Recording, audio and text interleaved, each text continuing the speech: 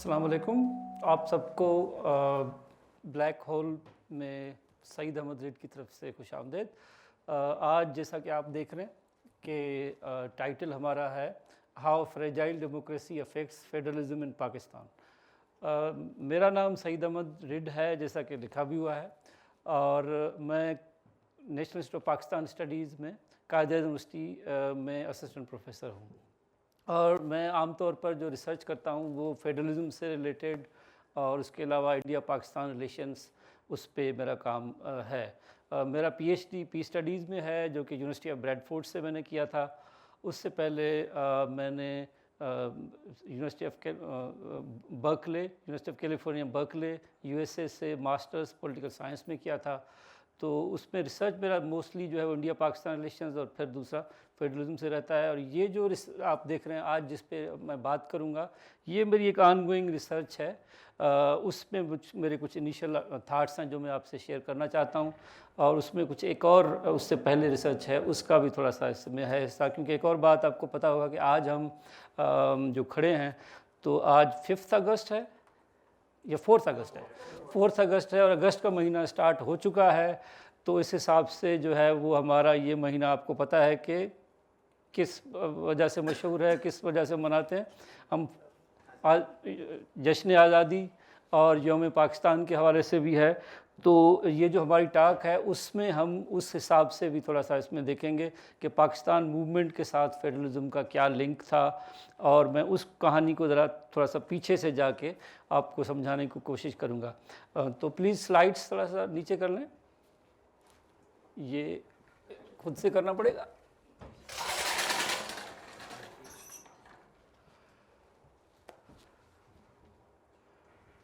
Okay जी, next slide पे आ जाएं। अच्छा, इसमें मैं थोड़ा सा शुरू जो है वो चाह रहा हूँ कि आपको एक थ्योरेटिकल अंडरस्टैंडिंग थोड़ी सी इसकी बिल्ड करें, क्योंकि उसी के ऊपर फिर हम उसको अंडरस्टैंड करने की जो है वो कोशिश करेंगे। ये ठीक, तो पहले तो आपको यानी मैं चाहूँगा कि आप देखें कि फेडरलिज्म का कॉन्सेप्ट है क्या, और जिस तरह से केसी वियर जो है वो फादर ऑफ फेडरलिज्म है, तो वो उनकी जो डेफिनेशन है, method of dividing powers so that the general and regional governments are each within a sphere coordinate and independent. अब इसमें जो समझने वाली बात है, जिस पे थोड़ा सा गौर करने वाली बात है, वो ये है कि केसी वियर कह रहे हैं कि जो फेडरलिज्म है उसमें बेसिकली 2 तरह की गवर्नमेंट होती हैं।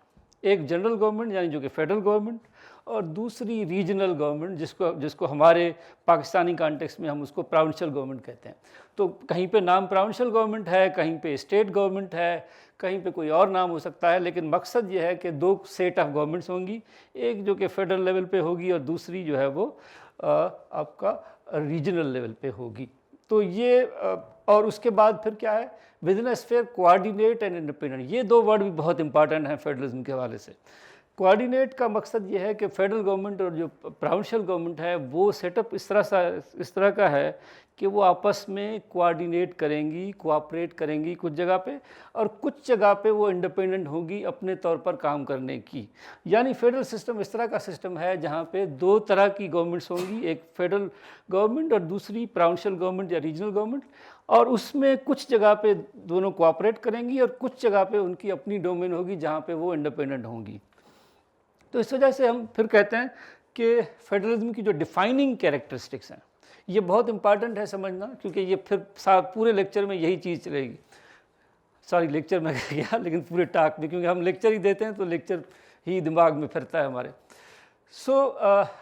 पहली जो डिफाइनिंग कैरेक्टर है वो है ड्यूअल गवर्नमेंट। जिस तरह से मैंने बताया कि फेडरलिज्म हो ही नहीं सकती अगर आपकी 2 सेट्स ऑफ गवर्नमेंट नहीं है, यानी एक फेडरल गवर्नमेंट और दूसरी यूनिट की गवर्नमेंट, जिसको नाम कुछ भी हो सकता है, लेकिन ये 2 तरह की गवर्नमेंट होना ज़रूरी है। इसमें एक और सवाल उठेगा आपके दिमाग में कि फॉर एग्जाम्पल कुछ आपने यूनिटरी सिस्टम भी सुना होगा। तो यूनिटरी सिस्टम में जिस तरह से आप जानते हैं कि ब्रिटिश जो सिस्टम है वो यूनिटरी सिस्टम है, वहाँ पे भी तो आपको काउंटी सिस्टम मिलता है।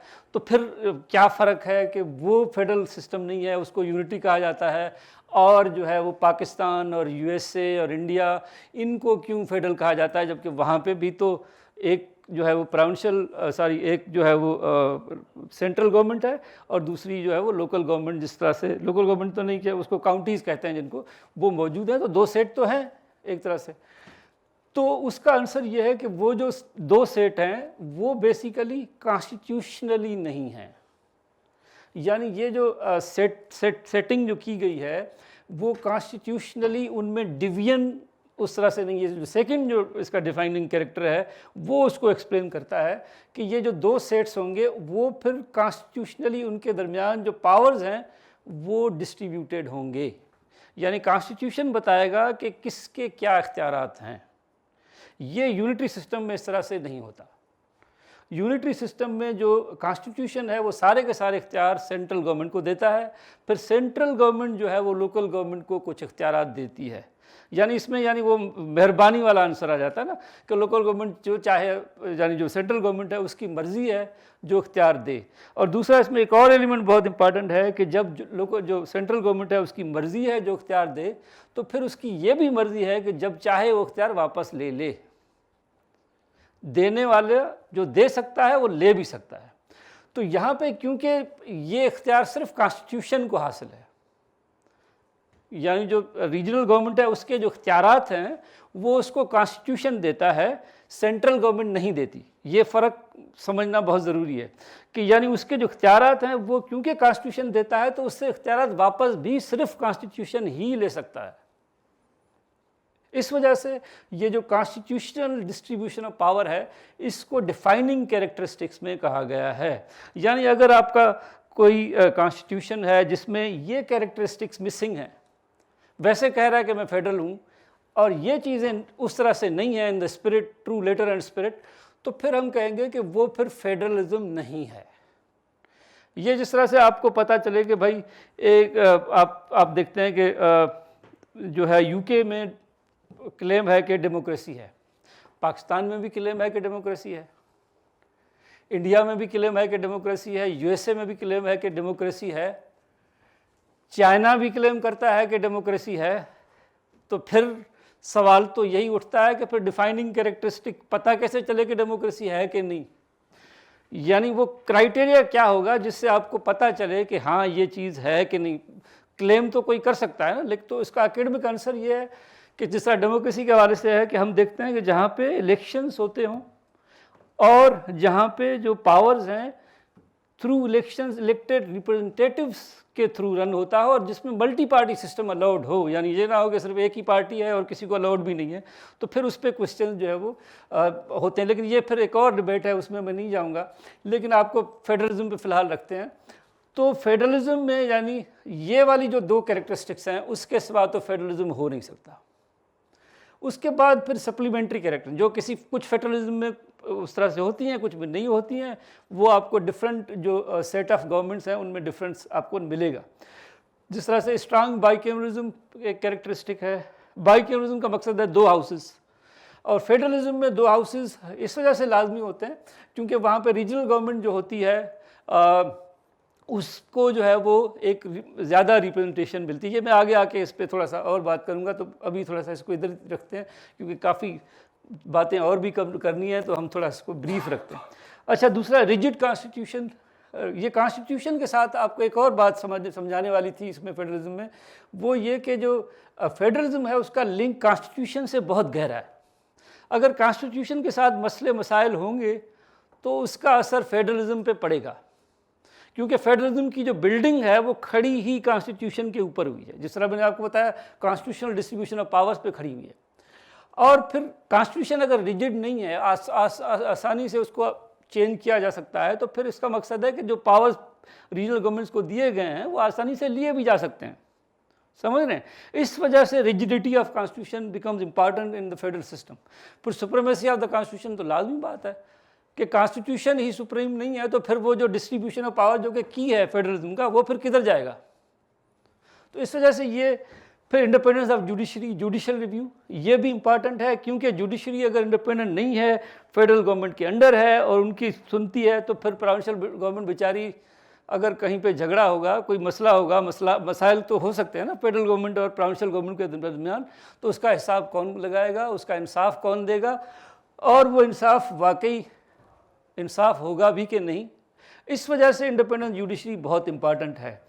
एक और इसमें बहुत इंपॉर्टेंट है minority vote on matters of minority interest, यानी वो मैटर जिसमें माइनॉरिटी का इंटरेस्ट इन्वॉल्व है वहाँ पे माइनॉरिटी को वीटो का राइट होना चाहिए। ये फेडरलिज्म का एक इजाफी जो है वो है। तो बहरहाल ये फेडरलिज्म है जिसको समझाना बहुत ज़रूरी था। यहाँ पे आप जो स्टूडेंट्स भी हैं उनके लिए भी ये इंटरेस्ट मेरे ख्याल में ज़रूरी था। आगे चलते हैं, सॉरी ये पीछे वाला है। अच्छा, फेडरलिज्म एंड डेमोक्रेसी। अब ये भी जो, क्योंकि लिंक यहाँ पे बात हो रही है, फ्रेजाइल डेमोक्रेसी की बात हो रही है कि how fragile democracy affects federalism, तो इस लिंक को भी समझना और थोड़ा सा प्रॉब्लमेटाइज करना मैं समझता हूँ ज़रूरी है। वो ये कि अमूमन समझा जाता है कि फेडरलिज्म जो है वो डेमोक्रेसी को कॉम्प्लीमेंट करता है, क्योंकि डेमोक्रेसी में आपको पता है कि फ्रीडम ऑफ एक्सप्रेशन होता है, कॉन्स्टिट्यूशनलिज्म पे बेस्ड होती है डेमोक्रेसी, और उसमें जो है वो रूल ऑफ लॉ होता है, रीजनल डाइवर्सिटी को रेस्पेक्ट करती है। ये प्रिंसिपल्स डेमोक्रेसी में समझा जाता है कि हैं। तो इस वजह से डेमोक्रेसी जो है वो अमूमन ये समझा जाता है कि फेडरलिज्म बगैर डेमोक्रेसी के जो है वो उसका चलना बहुत मुश्किल है। लेकिन ये ज़रूरी नहीं है कि हर वक्त ही फेडरलिज्म और डेमोक्रेसी एक दूसरे के साथ कॉम्प्लीमेंट करते हों। उसमें एक कंट्राडिक्शन भी मौजूद है। वो कंट्राडिक्शन क्या है? वो कंट्राडिक्शन स्पेशली मेजॉरिटेरियन डेमोक्रेसी के साथ है, क्योंकि फेडरलिज्म जो है वो बेसिकली असल में फेडरलिज्म आया ही जो है मेजॉरिटेरियन डेमोक्रेसी के रिस्पांस में है। क्योंकि मेजॉरिटेरियन डेमोक्रेसी का मसला मकसद क्या है? मेजॉरिटेरियन डेमोक्रेसी का मकसद ये है कि भाई जिसके पास मेजॉरिटी होगी उसकी अथॉरिटी होगी। जिस तरह आपने सुना है डेमोक्रेसी क्या है? Government of the people, by the people, for the people, ठीक। लेकिन हु आर द पीपल, यानी पीपल आप किस तरह से डिटरमिन करेंगे? उसमें यानी मेजॉरिटी ऑफ द पीपल। इसी तरह से जाके फिर आखिरी लाइन जो जाके गिरती है वो इसी तरह होती है ना कि majority of the people if decide on one side that would be the decision, right. तो इसमें जो है वो हम ये जो अब इसमें क्या होता है फिर, यानी इसका मकसद है कि फिर माइनॉरिटी जो है उसके राइट्स जो है वो उस तरह से प्रोटेक्ट नहीं होते, क्योंकि हुकूमत और जो एक तरह से इजारादारी है वो मेजॉरिटी की बन जाती है। उसका आंसर यह है कि नहीं भाई, ये तो जो सिस्टम है जो मेजॉरिटेरियन डेमोक्रेसी वाला, ये ठीक है, कुछ यानी जगह पे तो चल जाएगा लेकिन हर जगह पे नहीं चलेगा, क्योंकि ये माइनॉरिटी और मेजॉरिटी जो होती हैं कहीं कहीं पे परमानेंट भी होती हैं। आपको डेमोक्रेसी में अगर आपकी ये जो मेजॉरिटी और माइनॉरिटी का ये जिस तरह आपको पता है कि डेमोक्रेसी में हम कहते हैं कि जो अपोजिशन होती है गवर्नमेंट इन द वेटिंग होती है, यानी जिसकी हुकूमत आ सकती है। कुछ तरह इस तरह के भी मुल्क हैं जहाँ पे जो अपोजिशन है उसकी गवर्नमेंट कभी आ ही नहीं सकती अगर मेजॉरिटी डेमोक्रेसी के थ्रू चलें तो, क्योंकि एक मेजॉरिटी है जो कि परमानेंट है, दूसरी माइनॉरिटी परमानेंट है, ये चेंज नहीं हो सकते। तो फिर वहाँ पे कैसे सिस्टम चलेगा? तो इस वजह से इसका आंसर देने के लिए डेमोक्रेसी का, उसके लिए फिर ये जो है वो एक और मॉडल के फेडरलिज्म के थ्रू, और उसके अलावा एक और जिसको कहते हैं हम कंसोसिएशनलिज्म और कंसेंसस बेस्ड डेमोक्रेसी, जिसके जो है वो हम देखते हैं जिस तरह से कि स्विट्ज़रलैंड में और स्कैंडिनेविया में, जर्मनी में, मुख्तलिफ कंट्रीज़ में उसको जो है वो एक्सपेरिमेंट किया गया है। सो ये जो ओवरऑल एक थियोरेटिकल डिबेट है उसको थोड़ा सा समझाने का मकसद ये था कि ये हम जो पाकिस्तान पे अप्लाई करेंगे तो आपको वो चीज़ ज़्यादा क्लियर समझ में आएगी। Sorry, okay. अच्छा, अब हम आते हैं, क्योंकि मैंने दूसरा बात की थी आपको कि पाकिस्तान मूवमेंट पे हम बात करेंगे, और उस पर मेरा एक पेपर है जो कि मैंने कुछ अर्सा पहले किया था, उसमें से कुछ चीज़ें मैं आपसे शेयर करूंगा क्योंकि वो डायरेक्टली इसके साथ लिंक है। अच्छा, पाकिस्तान मूवमेंट के हिसाब से जो मेरी जो अपनी अंडरस्टैंडिंग है उसकी जो रियल बेस है वो इसी डिस्प्यूट के ऊपर है, यानी ये जो बेसिकली जो मेजॉरिटेरियन डेमोक्रेसी का और कंसेंसस बेस्ड डेमोक्रेसी या कंसोसिएशनल डेमोक्रेसी या फेडरलिज्म वाला जो डिबेट है, यही वो डिबेट था जो जिसके ऊपर पाकिस्तान मूवमेंट की बिल्डिंग खड़ी है मेरे हिसाब से। अब उसमें आप देखें for example sir Syed Khan जो हैं उनके जो यानी कंसर्न्स हैं यहाँ पे आपको डेमोक्रेसी के हवाले से बड़े उभर कर सामने आते हैं। अगर इन कोटेशन को इसको पढ़ें आप थोड़ा गौर से, sir Syed opposed the introduction of the parliamentary institutions. जब पार्लियामेंट्री इंस्टीट्यूशंस 19वीं सेंचुरी के एंड में ब्रिटिश इंडिया में इंट्रोड्यूस किए गए तो सर सैयद खान ने उसको अपोज किया। उसको अपोज क्यों किया? क्योंकि उनका ये था कि Muslim minority status with the ratio of 4:1 against Hindus in democratic terms would mean, as he said, it is like a game of dice in which one man had 4 dice and the other only 1. वो minority वाला issue, क्योंकि यहाँ पे permanent minority है, Hindu majority permanent है, मुस्लिम minority permanent है, ये change नहीं हो सकती। तो यहाँ पे इस गेम में हमेशा एक के पास 4 भाले हैं, दूसरे के पास 1 भाला है, तो 4 भाले वाला हमेशा जीतेगा। यही कंसर्न फिर वो आगे करते हैं, so long as differences of race and creed and the distinctions of caste form an important element in the socio-political life of India, influence our inhabitants in matters connected with the administration and welfare of the country at large, the system of election, pure and simple, cannot safely be adopted. ये देखें, बिल्कुल जो है जो argument है वो इसी पे है कि जो है वो जो डेमोक्रेसी है उसमें मुसलमानों के राइट्स इस वजह से नहीं बनेंगे क्योंकि जो है वो डेमोक्रेसी तो बेसिकली मेजॉरिटी रूल है।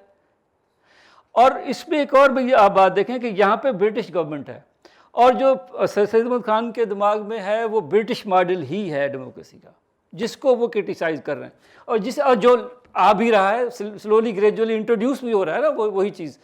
और उसमें इस वजह से ये कंसर्न जो है वो उसके साथ। So my argument is कि Pakistan movement was a reaction to the fear of majoritarian unitary democracy model। यानी मेरा पॉइंट ये है कि ये जो पाकिस्तान मूवमेंट थी असल में थी ही इस वजह से कि मुसलमानों का ये खौफ था कि अगर डेमोक्रेसी आ जाती है जो कि मेजॉरिटेरियन डेमोक्रेसी होगी ब्रिटिश मॉडल के ऊपर, तो उसमें मुसलमानों के हुकूक का क्या होगा, हम किधर जाएंगे, हमारे जो है वो क्योंकि मेजॉरिटी और वो माइनॉरिटी परमानेंट है तो इस वजह से हमारा उसमें क्या होगा। सो मुस्लिम लीग जो है उसको डर ये था कि permanent such a model would mean a permanent centralize Congress, जिसको मुस्लिम लीग तो अभी नहीं बनी लेकिन मुस्लिम्स क्योंकि इस वक्त सैयद खान हैं जो कि रिप्रेजेंट करते हैं मुस्लिम्स को, तो वो ये समझते थे कि ये कांग्रेस जो है वो कांग्रेस को हमेशा हिंदू के साथ मिलाया जाता है। या आपने पाकिस्तान की जो हिस्ट्री पढ़ी है उसमें यही होता है, Congress word replaced by Hindu. हालांकि कांग्रेस खुद को हिंदू नहीं कहती, कांग्रेस बड़ा ओपनली कहती है कि वो जो है वो पूरे इंडिया की रिप्रेजेंटेटिव है जिसमें मुसलमान भी हैं, हिंदू भी हैं, दूसरे भी हैं।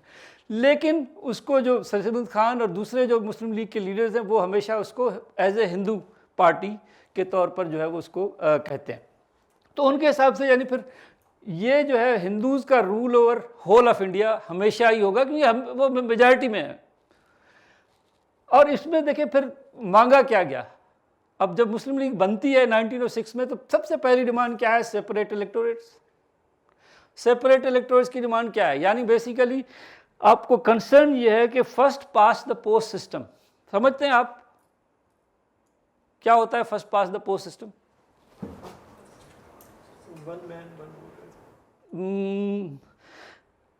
कोई और नहीं, first pass the post system का मकसद ये होता है कि इलेक्शन में जिस तरह एक कंटेस्ट है उसमें से 4 कैंडिडेट 5 कैंडिडेट इलेक्शन में लड़ते हैं, उसमें से जो सबसे पहले सबसे ज़्यादा वोट लेगा वो जीत जाएगा। ये उस तरह से है जिस तरह से अगर रेस है उसमें 10 घोड़े हैं तो जो घोड़ा सबसे आगे होगा वही विनर करार पाएगा। तो first pass the post system में मसला ये होता है, पॉलिटिकल साइंस में हम कहते हैं कि जो माइनॉरिटी होती है उसकी साइज़ जो है इलेक्शन के रिजल्ट में कम नज़र आती है, मेजॉरिटी अपनी साइज़ से बढ़ जाती है। आप देखते हैं मोस्टली जो है वो 30% वोट जो पार्टी लेती है उसकी सीटें 50% से ज़्यादा होती हैं, ये आपने नोट किया होगा। फॉर एग्जाम्पल ये भी अच्छा ये भी होता है एक इसमें ये भी हो सकता है कि एक पार्टी जो कि वोट तो कम ले सीटें ज़्यादा ले ले, तो इस तरह भी होता है। तो इस वजह से जो है वो उसमें जो माइनॉरिटी है वो पिस जाती है एक तरह से, और माइनॉरिटी के वोट तो स्कैटर्ड होते हैं, एक ही कॉन्स्टिट्यूएंसी मोस्टली नहीं होती, तो उसके लिए इलेक्शन जीतना बहुत मुश्किल हो जाता है इस सिस्टम में। अब ये जो सिस्टम ब्रिटिश इंडिया में आ रहा था वो यही था ना, separate electorate, first pass the post system. तो उसकी वजह से उसमें जो है मुस्लिम्स अपने सेपरेट इलेक्टोरेट्स की बात कर रहे हैं, वेटेज की बात कर रहे हैं, मुस्लिम्स को वेटेज दिया जाए, और फेडरलिज्म की बात कर रहे हैं कि फेडरल स्ट्रक्चर हो। ये बात अच्छा बढ़ती जाती है, जैसे टाइम गुजरता है मुसलमानों का एहसास बढ़ता जाता है कि उनके साथ ज़्यादती इस वजह से है कि वो माइनॉरिटी हैं, और उसको सेफगार्ड करने का एक ही तरीका है और वो है फेडरलिज्म। सो ये चीज़ जो है वो आपको देखते, Congress wanted the majority model और Muslim League wanted the consensus model. अच्छा, ये चीज़ आपको यानी कंटिन्यूसली कायदे-ए-आज़म के 14 पॉइंट्स में पढ़ाता हूँ क्लास में, और उनको बताता हूँ कि आप 7वीं क्लास से पढ़ते हुए आ रहे हैं, आज थोड़ा सा डिफरेंटली पढ़ेंगे हम उसको। तो कायदे-ए-आज़म के 14 पॉइंट्स क्या हैं? वो चीख के फेडरलिज्म की बात कर रहे हैं। एक पॉइंट मैं यानी दावे से कहता हूँ उसमें से एक पॉइंट भी उससे बाहर नहीं है। सारी की सारी पॉइंट डिमांड ही ये है कि फेडरल स्ट्रक्चर कंसेंसस मॉडल के तहत हमें राइट्स दिए जाएं। The future constitution should be federal with residuary powers going to the provinces. ये नेहरू रिपोर्ट के रिस्पांस में आया। जो हिस्ट्री को जानते हैं, इसको पढ़ते हैं, उनको पता है कि नेहरू रिपोर्ट में ये था कि residuary powers will go to the central government. तो यहाँ पे था residuary powers will go to the provincial government, ये यानी उसका उलट। और executive powers sharing in broad multi party coalitions, 1/3 representation of Muslims in the central legislature and all cabinets either central और प्रोविंशियल। ना सिर्फ जो है वो आपको रिप्रेजेंटेशन दी जाए जो है वो क्या कहते हैं इलेक्टोरेट में, बल्कि गवर्नमेंट में भी, कैबिनेट में भी मुसलमानों को हिस्सा मिलना चाहिए 1/3। अच्छा, माइनॉरिटी वीटो जो कि बहुत बड़ा एक प्रिंसिपल है कंसेंसस मॉडल का, जिसका जो है वो बेसिकली जिसको हम कहते हैं मेजॉरिटी सिस्टम में कहीं पे उसकी जगह नहीं होती, वो भी डिमांड शामिल है। नो बिल और रेजोल्यूशन और any part there of should be passed in any legislature or any elected body if 3/4 of the members of the community in that particular। अच्छा, यहाँ पे वर्ड देखें, मुस्लिम कहीं पे नहीं आया, लेकिन दिमाग में है। 3/4 of the members of community in that particular body oppose such a bill। यानी कोई भी माइनॉरिटी उसका 3/4 अगर उसको अपोज करता है तो बाकी सारे उसको फेवर करें, वो बिल पास नहीं हो सकता। यानी इसमें मैटर करेगा, यानी वो अगर मैटर उससे रिलेटेड है, यानी हर मैटर पे नहीं, वो मैटर जो कि उस माइनॉरिटी से रिलेटेड है, उसके ऊपर जो डिसीजन होगा उसमें उसका 3/4, उनका अपना 3/4 जो है उसको राजी होना ज़रूरी है। एक्स्ट्रा ऑर्डिनरी रिजिड कॉन्स्टिट्यूशन, ये भी no change should be made in the constitution by the central legislature except with the concurrence of the states constituting the Indian federation. यानी मकसद ये है कि मोस्टली जो है वो कॉन्स्टिट्यूशनल अमेंडमेंट जो होती है वो 3/4 से हो जाती है, यानी 3/4 ऑफ दी टोटल हाउस अगर उसको पास कर दे तो समझा जाएगा कि वो पास होगा।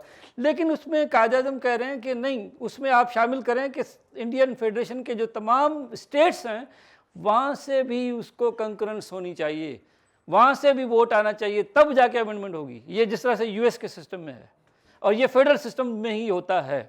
तो आप देखते हैं सारे का सारा जो स्ट्रक्चर है वो फेडरलिज्म के हवाले से ही है। और यही आपको अल्लामा इकबाल तो बिल्कुल क्लियर कहते हैं, द मुस्लिम डिमांड। ये जो 1930 का इलाहाबाद का एड्रेस, यानी हमारे वो जो पाकिस्तान मूवमेंट पढ़ते हैं तो हम यही चीज़ें पढ़ते हैं ना, इन सब में आपको फेडरलिज्म नजर आ रहा है कि उसमें कह रहे हैं the Muslim demand federation because it is pre eminently a solution of India's most difficult problem, that is the communal problem. और वो ये समझते हैं कि कम्युनल प्रॉब्लम का हल ही फेडरलिज्म है। और ये वाकई बिल्कुल एक तरह से इसको देखें अगर तो ये बनता है कि जो इंडिया और पाकिस्तान का यानी ब्रिटिश इंडिया में जो हिंदूज और मुस्लिम्स कम्युनिटी का जो अब बन गया था, उसमें जो है वो उसका जो हल था वो किसी न किसी तरह से पावर शेयरिंग से ही होना था। और पावर शेयरिंग का मैकेनिज्म फेडरलिज्म प्रोवाइड करता है। इस वजह से इनिशियली आप देखते हैं पाकिस्तान की डिमांड तो जाके 1940 के बाद होती है ना। 1940 से पहले तो मोस्टली डिमांड फेडरल राइट्स की डिमांड है, जो फेडरलिज्म जो राइट प्रोवाइड करता है उनकी ही डिमांड है, और वही जो है वो आपको फोकस नजर आता है पूरे उसमें। और वो अच्छा, ये भी एक और बात कि इसमें सिर्फ वो लीडर्स नहीं हैं जो कि मुस्लिम लीग में शामिल थे, मुस्लिम लीग से के अलावा भी, यानी मुस्लिम लीग का दूसरा group sir Mohammad Shafi group, वो भी वही बात कर रहे हैं, मौलाना मोहम्मद अली जौहर वो भी वही बात कर रहे हैं। अच्छा, वो लीडर जो कि मुस्लिम लीग के अगेंस्ट हैं वो भी फेडरलिज्म के पॉइंट पे मुस्लिम लीग के साथ खड़े हैं इस पॉइंट पे। तो यानी ये चीज़ हमें नज़र आती है कि जो पाकिस्तान मूवमेंट के हवाले से, यानी वो पॉलिटिकल फोर्सेस जो कि सारे मुसलमान जो थे वो मुस्लिम लीग के साथ तो नहीं थे ना, काफ़ी ऐसे थे जो कि मुस्लिम लीग के अगेंस्ट भी थे, लेकिन जब फेडरलिज्म का पॉइंट था उस पे सारे एग्री थे कि भाई ये जो डिमांड है, और कायद-ए-आज़म के जो 14 पॉइंट्स हैं वो उसको अब देखिए यहाँ पे मोहम्मद अली जौहर जो है वो कायद-ए-आज़म के साथी नहीं है, वो बेसिकली ज़्यादा क्लोज है कांग्रेस के। लेकिन इस पॉइंट पे वो क्या कह रहे हैं, the Muslim desire and this is the crux of their 14 points, crux of their 14 point, Quaid-e-Azam के 14 पॉइंट नहीं कह रहे इसको, मुस्लिम्स 14 पॉइंट्स कह रहे हैं उसको, and not separate electors, that there should be the federal government so that the central unity government with a permanent Hindu majority should not override them everywhere. Concern वही है जो मैं आपको पहले बता रहा था, फेडरल स्ट्रक्चर समझाने की वजह भी यही थी कि आपको समझ में आए कि ये सारा चक्कर क्या है। सो इसी वजह से 1935 जब आता है तो उसमें यही जो हमारे जो मुस्लिम लीग के लीडर्स हैं वो उसमें उसको एक्सेप्ट इस वजह से ही नहीं करते कि उनका है कि इसमें स्ट्रांग सेंटर है और वीक प्रोविंसेस हैं, जो कि नहीं होना चाहिए। तो मुस्लिम लीग की पूरी जो स्ट्रगल है उसमें हम देखते हैं कि जो है वो प्रॉमिस ऑफ फेडरलिज्म सबसे ऊपर है और डिमांड ऑफ फेडरलिज्म सबसे ऊपर है, और ये चलता आता है। जिस तरह से हम देखते हैं 1924 में यानी जो मुस्लिम लीग का इजलास हुआ उसमें बाकायदा फेडरलिज्म की डिमांड की गई और फिर कंटिन्यूसली उसको जारी रखा गया। हर मुस्लिम लीग के इजलास में फेडरलिज्म की बात आपको नज़र आएगी। और उसके अलावा जब आप देखते हैं कि मुस्लिम लीग जो है वो जो पॉपुलराइजेशन ऑफ मुस्लिम लीग है, जो मास मूवमेंट के तौर पर बनती है, उसमें फेडरलिज्म का बहुत बड़ा रोल है। यानी उसको जो सपोर्ट मिलती है बंगाल से, सिंध से, पंजाब से, वो फेडरलिज्म के प्रॉमिस पे ही मिलती है, उसका बेस ही फेडरलिज्म, क्योंकि उसमें जो ये प्रोविंसेस हैं वो समझते हैं कि हम अगर कांग्रेस के साथ जाएंगे तो फिर एक यूनिटरी स्टेट, वो नाम की फेडरल होगी, यूनिटरी होगी ओरिजिनल।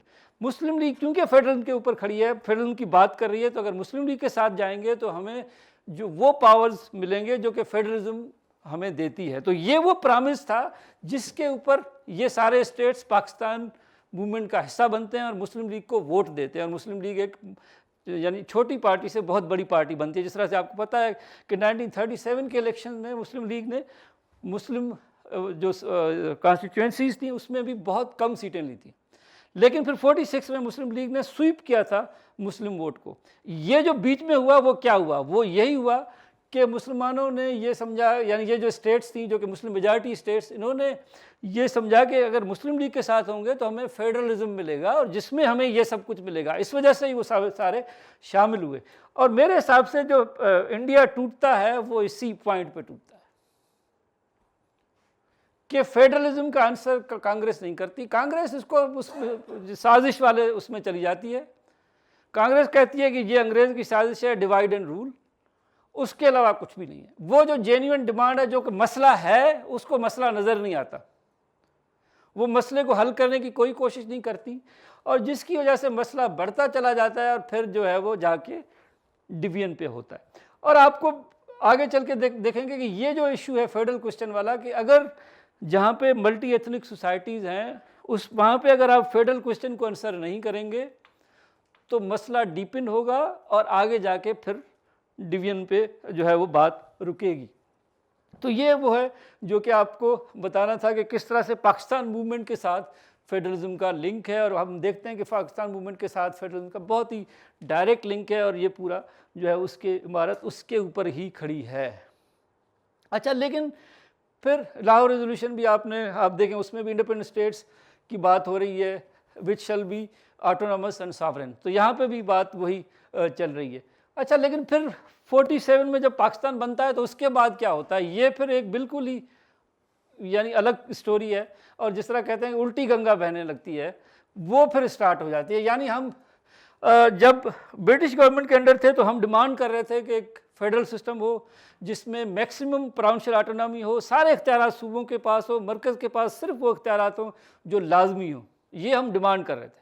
लेकिन जब हमें मौका मिलता है तो हम क्या करते हैं, हम ये करते हैं जो 1935 एक्ट में जो प्रोविंशियल ऑटोनॉमी अंग्रेज़ ने दी थी उसको भी कम करते हैं, इजाफा नहीं करते। ये है वो मसला जहाँ से 47 से जो स्टार्ट होता है कि हम क्या करते हैं, हम पहली अमेंडमेंट क्या करते हैं, 51(5)(92)(a) were inserted so that Governor General can remove the provincial cabinets। यानी आते ही हमने काम क्या किया कि वो जो प्रोविंशियल गवर्नमेंट है उसको कंट्रोल करना शुरू किया सेंटर के थ्रू, और उसके लिए अमेंडमेंट हम ले आए कि भाई गवर्नर जनरल के पास इख्तियार हो कि प्रोविंशियल गवर्नमेंट को चलता कर दे। अब यहाँ से मसले शुरू हो गए, क्योंकि प्रोविंशियल गवर्नमेंट की डोमेन में आप जाके उसको हटाएंगे तो फिर फेडरलिज्म का क्या असर होगा। अच्छा, फिर इसी वजह से आप देखते हैं बहुत से गवर्नमेंट्स, जिस तरह से यहाँ पे लिखा गया है, डॉक्टर खान साहब की गवर्नमेंट 1948 में, खोड़ो की गवर्नमेंट 48 में, ममदोद की गवर्नमेंट 1949 में, ईस्ट बंगाल में, ये एक सिलसिला चल पड़ता है जिसमें बहुत सी गवर्नमेंट जो है वो चली जाती। अच्छा, ये भी था एक और इजाफी आर्टिकल 102 में, गवर्नर जनरल को declare emergency if the economic life of Pakistan was in danger. ये एक इजाफी जो है वो, अब इमरजेंसी एक और बात समझेंगे, इमरजेंसी जब आप डिक्लेयर करते हैं तो उसमें जो है वो आपकी जो फेडरलिज्म है उसके साथ क्या असर होता है। उसके बाद उसका मकसद ये है कि फिर जो सेंट्रल गवर्नमेंट है इमरजेंसी एक्ट के तहत अपने इख्तियारात फेडरलिज्म के, जो प्रोविंशियल गवर्नमेंट है उसके ले लेती है और फिर वो फैसले करती है। और यही हुआ कि ये यहाँ पे डिक्लेयर किया, और यहाँ पे सिर्फ यानी इमरजेंसी एक दो तरह की होती है कि जंग हो जाए तो इमरजेंसी लगती है, लेकिन पीस के ज़माने में इकोनॉमिक लाइफ ऑफ पाकिस्तान का कह के इमरजेंसी लगा के सेंट्रल गवर्नमेंट प्रोविंशियल गवर्नमेंट के इख्तियार ले लेगी, ये इख्तियार भी दे दिया गया। उसके अलावा directives of to the provincial government, ये भी एक चीज़ थी कि भाई central government can authorize and send directives. Central government जो है वैसे उसके इख्तियारात जो, एक तो यानी इसमें ये था कि सेंट्रल गवर्नमेंट क्या है कि कुछ भी कह सकती है प्रोविंशियल गवर्नमेंट को कि आपने ये करना है, अगर वो नहीं करेगा तो उसका फिर जवाबदेही होगी। और फिर इस तरह से हुआ, कुछ मिनिस्टर्स यानी सेंट्रल गवर्नमेंट में हमीदुल हक एक जो है वो मिनिस्टर थे जो कि ईस्ट बंगाल में थे, उनको सेंट्रल गवर्नमेंट ने हटाया कि भाई हमने आपको डायरेक्टिव्स दिए थे, आपने उस पर अमल नहीं किया, इस वजह से आपको हटाया जाता है। विच इज़ वेरी स्ट्रेंज कि जो प्रोविंशियल जो है वो मिनिस्टर है उसको हटाने का इख्तियार प्रोविंशियल गवर्नमेंट का है, फेडरल गवर्नमेंट का नहीं है, लेकिन फेडरल गवर्नमेंट में इस रूल को यूज़ करते हुए उसको हटाया। तो इस तरह की चीज़ें हुई जिससे जो है वो चीज़ हमारी वो ख़राब होती गई। अच्छा, उसमें एक और बात कही जाती है, आपने बहुत ज़्यादा सुनी होगी, कि हमारी जो पॉलिटिकल लीडरशिप थी वो पूरी नाअहल थी, खोटे सिक्के थे, ये आप चीज़ें बड़ी आम सुनते हैं, और बहुत ही नाअहल नालायक किस्म के लोग थे। इनको आपस में यानी मिलके बैठ नहीं सकते थे, कुछ कर नहीं सकते थे। लेकिन मेरे हिसाब से आप देखें कि ये वो अपॉर्चुनिटी थी बोगड़ा फार्मूला वाली, जिसको हमने बहुत बड़ा लॉस यानी जिसको हमने मिस किया। और ये वो प्रूव करता है कि पाकिस्तानी पॉलिटिशियन जो हैं वो आपस में मिल के बैठ के मसलों का हल निकाल सकते हैं, उनमें अहलियत थी। ये जो कहते हैं ये सारे खोटे सिक्के थे और इनमें आपस में बैठने की अहलियत ही नहीं थी, मसले को हल करने की अहलियत ही नहीं थी, ये बिल्कुल गलत है। उसका प्रूफ है बोगड़ा फार्मूला 1954 में जो आया। ये मसला था क्योंकि ईस्ट पाकिस्तान और वेस्ट पाकिस्तान वाला मसला, और ईस्ट बंगाल, अभी ईस्ट पाकिस्तान वेस्ट पाकिस्तान नहीं बना था, 1 यूनिट नहीं आया था, लेकिन जो है वो ये मसला चल रहा था कि भाई रिप्रेजेंटेशन किस तरह से होगी, बंगाल की रिप्रेजेंटेशन किस तरह से होगी, पंजाब की किस तरह से होगी, बाकी प्रोविंसेस की, इस पे पूरा झगड़ा चल रहा था। लेकिन उसका एक सोल्यूशन बहुत ज़बरदस्त बोगड़ा फार्मूला में दिया। और इन्होंने एक और बात कि जो हम कंसेंसस मॉडल ऑफ डेमोक्रेसी जो हमको बता रहा था उसके बेस पर दिया, जिसमें उन्होंने देखें आप कि बाइकैमरल लेजिस्लेचर होगा और स्ट्रांग बाइकैमरलिज्म होगी, ये कैरेक्टरिस्टिक्स में था। उसमें 2 हाउसेज होंगे और दोनों हाउसेज के पास इक्वल पावर्स होंगे। अभी क्या है, आपका जो लोअर हाउस है, नेशनल असेंबली है, वो प्राइम मिनिस्टर इलेक्ट करती है। आपकी जो सेनेट है उसका कोई रोल नहीं है प्राइम मिनिस्टर की इलेक्शन में। यहाँ पे अपर हाउस लोअर हाउस दोनों को इक्वल राइट था to elect the prime minister of Pakistan. ये वो स्ट्रांग बाइकैमरलिज्म वाली बात। अच्छा, दूसरा ये कि दोनों को सारे यानी, और दूसरा आप समझते हैं अगर जो पढ़ते हैं तो कि जो मॉनिटरी मैटर्स हैं वो भी लोअर हाउस में होते हैं, यानी बजट जो है लोअर हाउस पास करता है, उसका सेनेट उसको रिजेक्ट नहीं कर सकता। यहाँ पे बजट भी दोनों हाउसेज से मिलके पास होना। जी बिल्कुल, ज्वाइंट सेशन होगा और दोनों का जो है वो वोट जो है वो इक्वली उसका काउंट हो। अच्छा, इसमें इन्होंने किया ये ना कि पैरिटी बना दी। अच्छा, वो देखें जिस तरह से house of units 50 seats, 10 each of 5 prime ministers थे उस वक्त।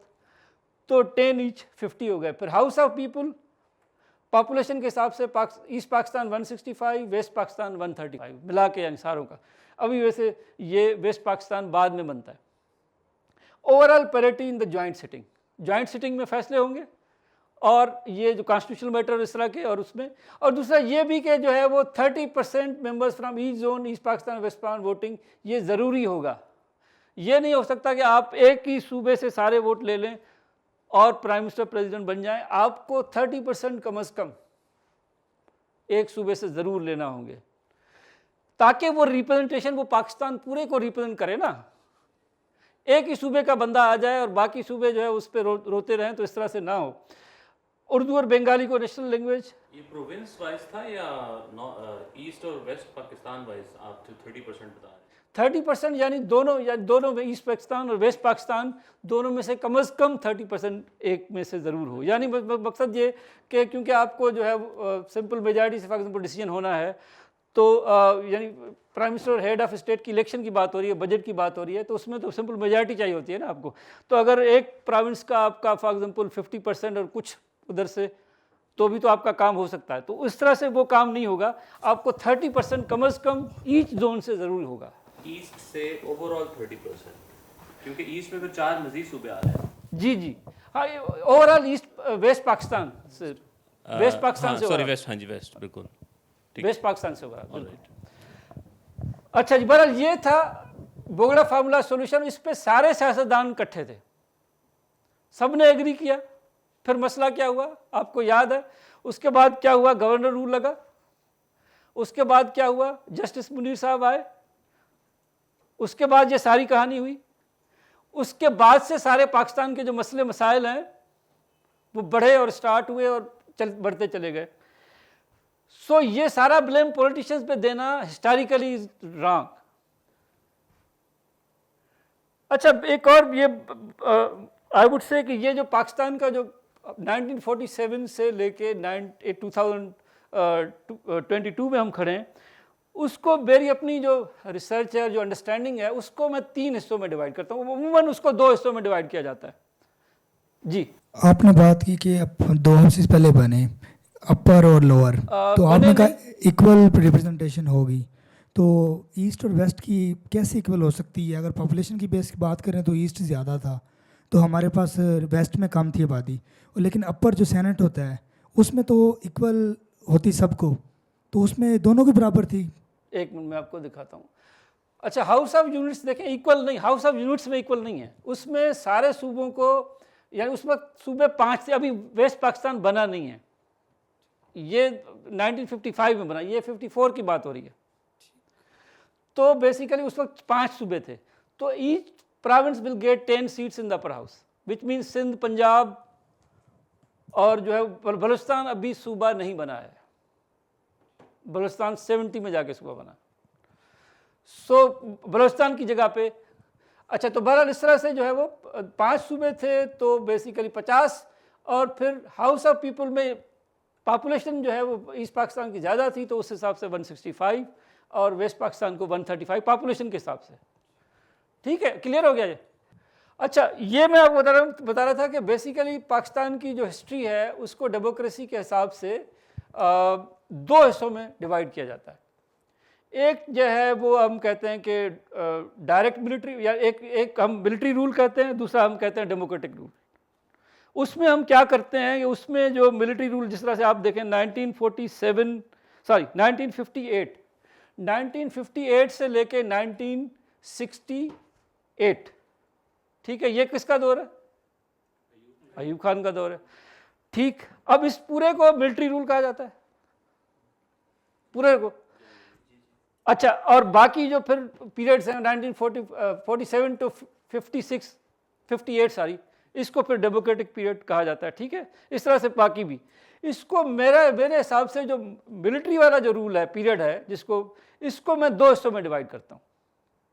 एक जो है वो डायरेक्ट मिलिट्री रूल है, जिसमें मार्शल लॉ है, यानी जिस तरह से 1958 टू 62, 1969 टू 72, 1977 टू 85, 1999 टू 2002। अब ये जो पीरियड है, इसमें क्योंकि डायरेक्ट मिलिट्री रूल है, इसमें मार्शल लॉ है, कोई कॉन्स्टिट्यूशन नहीं। कॉन्स्टिट्यूशन नहीं है ना, क्योंकि इमरजेंसी है या मार्शल लॉ है, नाम जो भी है, लेकिन उसमें कॉन्स्टिट्यूशन क्या होता है, या तो ख़त्म कर दिया जाता है या फिर उसको सुला दिया जाता है कि भाई जो है वो अबेयंस में है, वर्ड के साथ खेलते हैं हम, अबेयंस में उसको डाल दिया, उसको फ्रिज में रख दिया, फिर उसको निकाल लिया।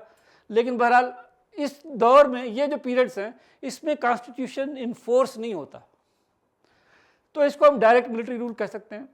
दूसरा इनडायरेक्ट मिलिट्री रूल होता है, जिस तरह अयूब खान की बात हो रही थी, तो अयूब खान का 1958 to 62 का पीरियड मेरे हिसाब से अलग है, 62 से लेकर 68 का अलग है, क्योंकि 62 तक कॉन्स्टिट्यूशन नहीं है, 62 के बाद उसका अपना बनाया हुआ एक आइन है।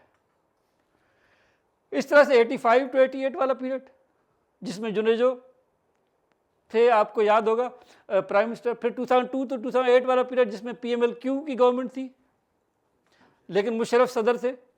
तो ये वाले फेज हैं, ये जो है वो डिफरेंट हैं। इसमें इसको कहा जाता है कि गाइडेड डेमोक्रेसी है, डेमोक्रेसी है लेकिन जो प्रेसिडेंट है वो अपने यूनिफॉर्म में मौजूद है।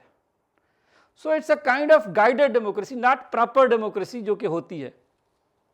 फिर सिविलियन डेमोक्रेटिक रूल होता है, जिस तरह से 47 to 58, 73 to 77, 1988 to 99, 2008 onwards.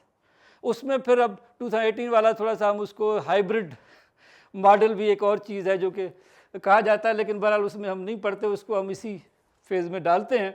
Sir democracy कैसे आप कह रहे हैं कि गाइडेड आ जाती है? जी, गाइडेड का मकसद 62 में, उससे आगे क्या ऐसा हुआ कि हम कहें? जी मैं बताता हूँ। यानी देखें, यानी फ़र्क है ना, एक यानी पहला जो फेज़ है उसमें तो जो कोई कॉन्स्टिट्यूशन नहीं है। जब 1958 to 62 वाला आप सिर्फ अयूब खान को डिस्कस करते हैं।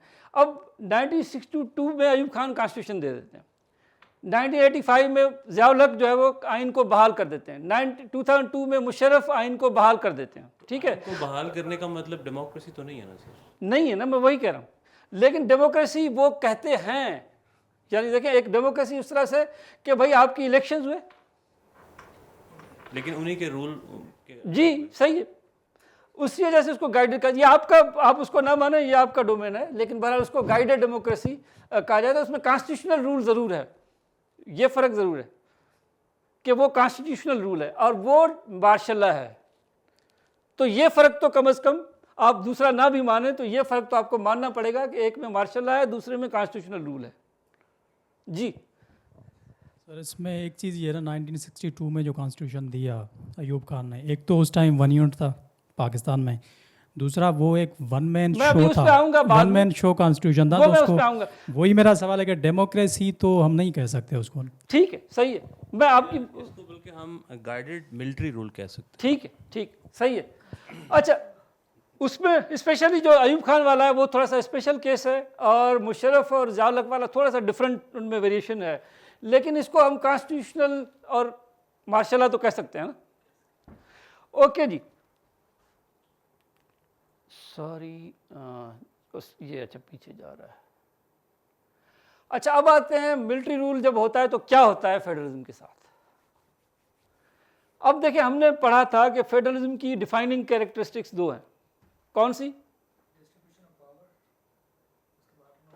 ड्यूअल गवर्नमेंट, हाँ, दो किस्म की गवर्नमेंट होंगी। और अच्छा, क्या होता है जैसे ही मिलिट्री रूल आता है, क्या होता है? ड्यूअल गवर्नमेंट खत्म, क्योंकि मार्शल लॉ लग गया। अब जो सारे इख्तियार हैं वो किसके पास हैं? चीफ मार्शल एडमिनिस्ट्रेटर के पास। ठीक, और प्रोविंशियल गवर्नमेंट एग्जिस्ट नहीं करती। उसके बाद क्या होता है, यानी 2 महीने 3 महीने गुजर गए, उसके बाद जो CMLA है उसने किसी को गवर्नर अपॉइंट किया सूबे का, उसके थ्रू प्रोविंस को गवर्न किया जा रहा है। ठीक, तो इस पूरे पीरियड में ये जो पिछले वो थे जो डायरेक्ट मिलिट्री रूल वाले, उसमें आपको ड्यूअल गवर्नमेंट नज़र नहीं आती, ड्यूअल गवर्नमेंट होती ही नहीं है। ठीक है, प्रोविंसेस होते हैं, सिंध है, पंजाब है, ये सूबे तो होते हैं, लेकिन सूबाई हुकूमत नहीं होती, हुकूमत सिर्फ सेंटर की होती है। अच्छा जी, डायरेक्ट मिलिट्री रूल। अच्छा, तो इस वजह से 1958 to 62, 69 to 77 to 85, 99 to 2000, Pakistan was a federalism only in name, क्योंकि ना आपका ड्यूअल गवर्नमेंट है, ना डिस्ट्रीब्यूशन ऑफ पावर है। कॉन्स्टिट्यूशन है ही नहीं तो डिस्ट्रीब्यूशन ऑफ पावर का किस खाते में? क्योंकि डिस्ट्रीब्यूशन ऑफ पावर तो कॉन्स्टिट्यूशन में लिखा है ना। जब कॉन्स्टिट्यूशन ही नहीं है तो फिर डिस्ट्रीब्यूशन ऑफ पावर भी नहीं है। सारे इख्तियारात बेसिकली मिलिट्री हेड के पास हैं। वो गवर्नर को जो कहेगा गवर्नर वही करेगा। तो गवर्नमेंट है ही नहीं और इख्तियारात भी हैं ही नहीं, तो फिर फेडरलिज्म नहीं है, ये यूनिटरी सिस्टम है। यानी आप उसको भले पाकिस्तान उस वक्त, यानी मेरे हिसाब से ये जो फेज़ है इसमें पाकिस्तान जो है वो फेडरल कंट्री नहीं रहता, यूनिटरी बन जाता है इन ए सेंस। नेम में उसको भले फेडरल रिपब्लिक आप कहें, लेकिन फेडरल रिपब्लिक भी नहीं है क्योंकि रिपब्लिक तो डेमोक्रेसी के साथ है। तो उस हिसाब से ये जो टाइम है उसमें वो पाकिस्तान यूनिटरी बन जाता है। तो सर ये किस कानून के तहत 3 से 4 साल तक ये ऐसे हो सकता है? क्या बात कर रहे हैं आप? ये मतलब कि देखें ना, वो कुछ टाइम के लिए होना चाहिए कि चंद महीने हो गया ऐसा, तो उसके बाद नहीं, तो आना चाहिए। देखिए वो वही बात है ना, ये तो कानून तो कोई भी नहीं है ना। ये तो मार्शल लॉ, तो आप मार्शल लॉ जब कह रहे हैं उसको तो कानून तो नहीं हुआ ना वो। अच्छा, अब अब देखें एक और बात कि जब कॉन्स्टिट्यूशनल रूल बहाल होता है, दूसरा फेज 1962 to 79, 58, 85 to 88, 2002 to 2008, ये वो फेज है जब क्या होता है कि अब कॉन्स्टिट्यूशनल रूल बहाल हो गया, लेकिन मिलिट्री हेड वो बैठा हुआ है पीछे सदर के तौर पर, वो हुकूमत चला रहा है। अब क्या है कि अब आपकी फेडरलिज्म थोड़ी सी वापस आ गई। थोड़ी सी वापस कैसे आ गई? अब देखें ना, उसने क्या किया, फेडरल गवर्नमेंट अपॉइंट कर दी। अयूब खान को थोड़ा सा दिमाग से निकाल दे क्योंकि वो थोड़ा सा बहुत ही स्पेशल केस है, उस पर मैं आऊँगा अभी। अयूब खान थोड़ा सा बहुत ज़्यादा स्पेशल केस है, तो उसको निकाल दें। आप मुशर्रफ और ज़िया-उल-हक के उसको जहन में रखें कि उसमें क्या होता है कि आपका कॉन्स्टिट्यूशन वापस आ जाता है, जिस तरह 73 वाला हुआ। 73 वाला कॉन्स्टिट्यूशन जो है वो पहले फ्रिज में रख दिया गया, 85 में वापस आ गया और 2002 में भी वापस आ गया, और उसके बाद आपकी प्रोविंशियल गवर्नमेंट भी वापस आ गई। याद है आपको, इन दोनों दौरों में प्रोविंशियल गवर्नमेंट वापस आ गई। अच्छा, लेकिन प्रोविंशियल गवर्नमेंट जो पावर जो इस्तेमाल करेगी उसको पता है कि ऊपर बैठा हुआ है। फेडरलिज्म उस तरह से इंडिपेंडेंट, वो रीजनल ऑटोनॉमी उसकी उस तरह से नहीं होगी जिस तरह से होती है, लेकिन बहरहाल जो है वो सिस्टम डिफरेंट है। वो जो सिस्टम है उससे ये मिलिट्री रूल डायरेक्ट से ये वाला कॉन्स्टिट्यूशनल रूल फ़र्क है, इसमें समझें आप। ये यानी एक डिफरेंट चीज़ है, उसको सारे को मिलाना मेरे हिसाब से गलत है। इन दोनों को अलग अलग करके देखने की 58(2)B तो इधर भी मौजूद है ना सर जी। 58(2)B तो यहाँ पे मौजूद जी, है। वो तो अलग बात है, वो तो टोटली अलग बात है, उस पर बाद में बात करेंगे। अच्छा जी, अब आपका फेवरेट 62 कॉन्स्टिट्यूशन। अच्छा, अब देखिए 62 कॉन्स्टिट्यूशन को मैं अपने तौर पर फेडरल नहीं समझता, और उसको डेमोक्रेसी वाले खाते में भी डालना मुश्किल है। बिल्कुल सही बात, क्योंकि वो जो कॉन्स्टिट्यूशन है वो अब जिस तरह देखें, इसको फ़र्क करें कि ज़िया-उल-हक और मुशर्रफ जो है उन्होंने 73 कॉन्स्टिट्यूशन को बहाल किया। ठीक है, उसमें अमेंडमेंट की, 8th अमेंडमेंट, जिसमें 52 भी आपकी आ गई, और दोनों ने 58(2)B को बहाल किया। तो वो एक यानी डिफरेंट स्ट्रक्चर, यानी आपका पार्लियामेंट्री और प्रेसिडेंशियल का थोड़ा सा मिक्सचर बना के उन्होंने उसको चलाया। लेकिन बहरहाल वो कॉन्स्टिट्यूशन जो था वो वही कॉन्स्टिट्यूशन था जो कि बना था, उसको ज़िंदा किया।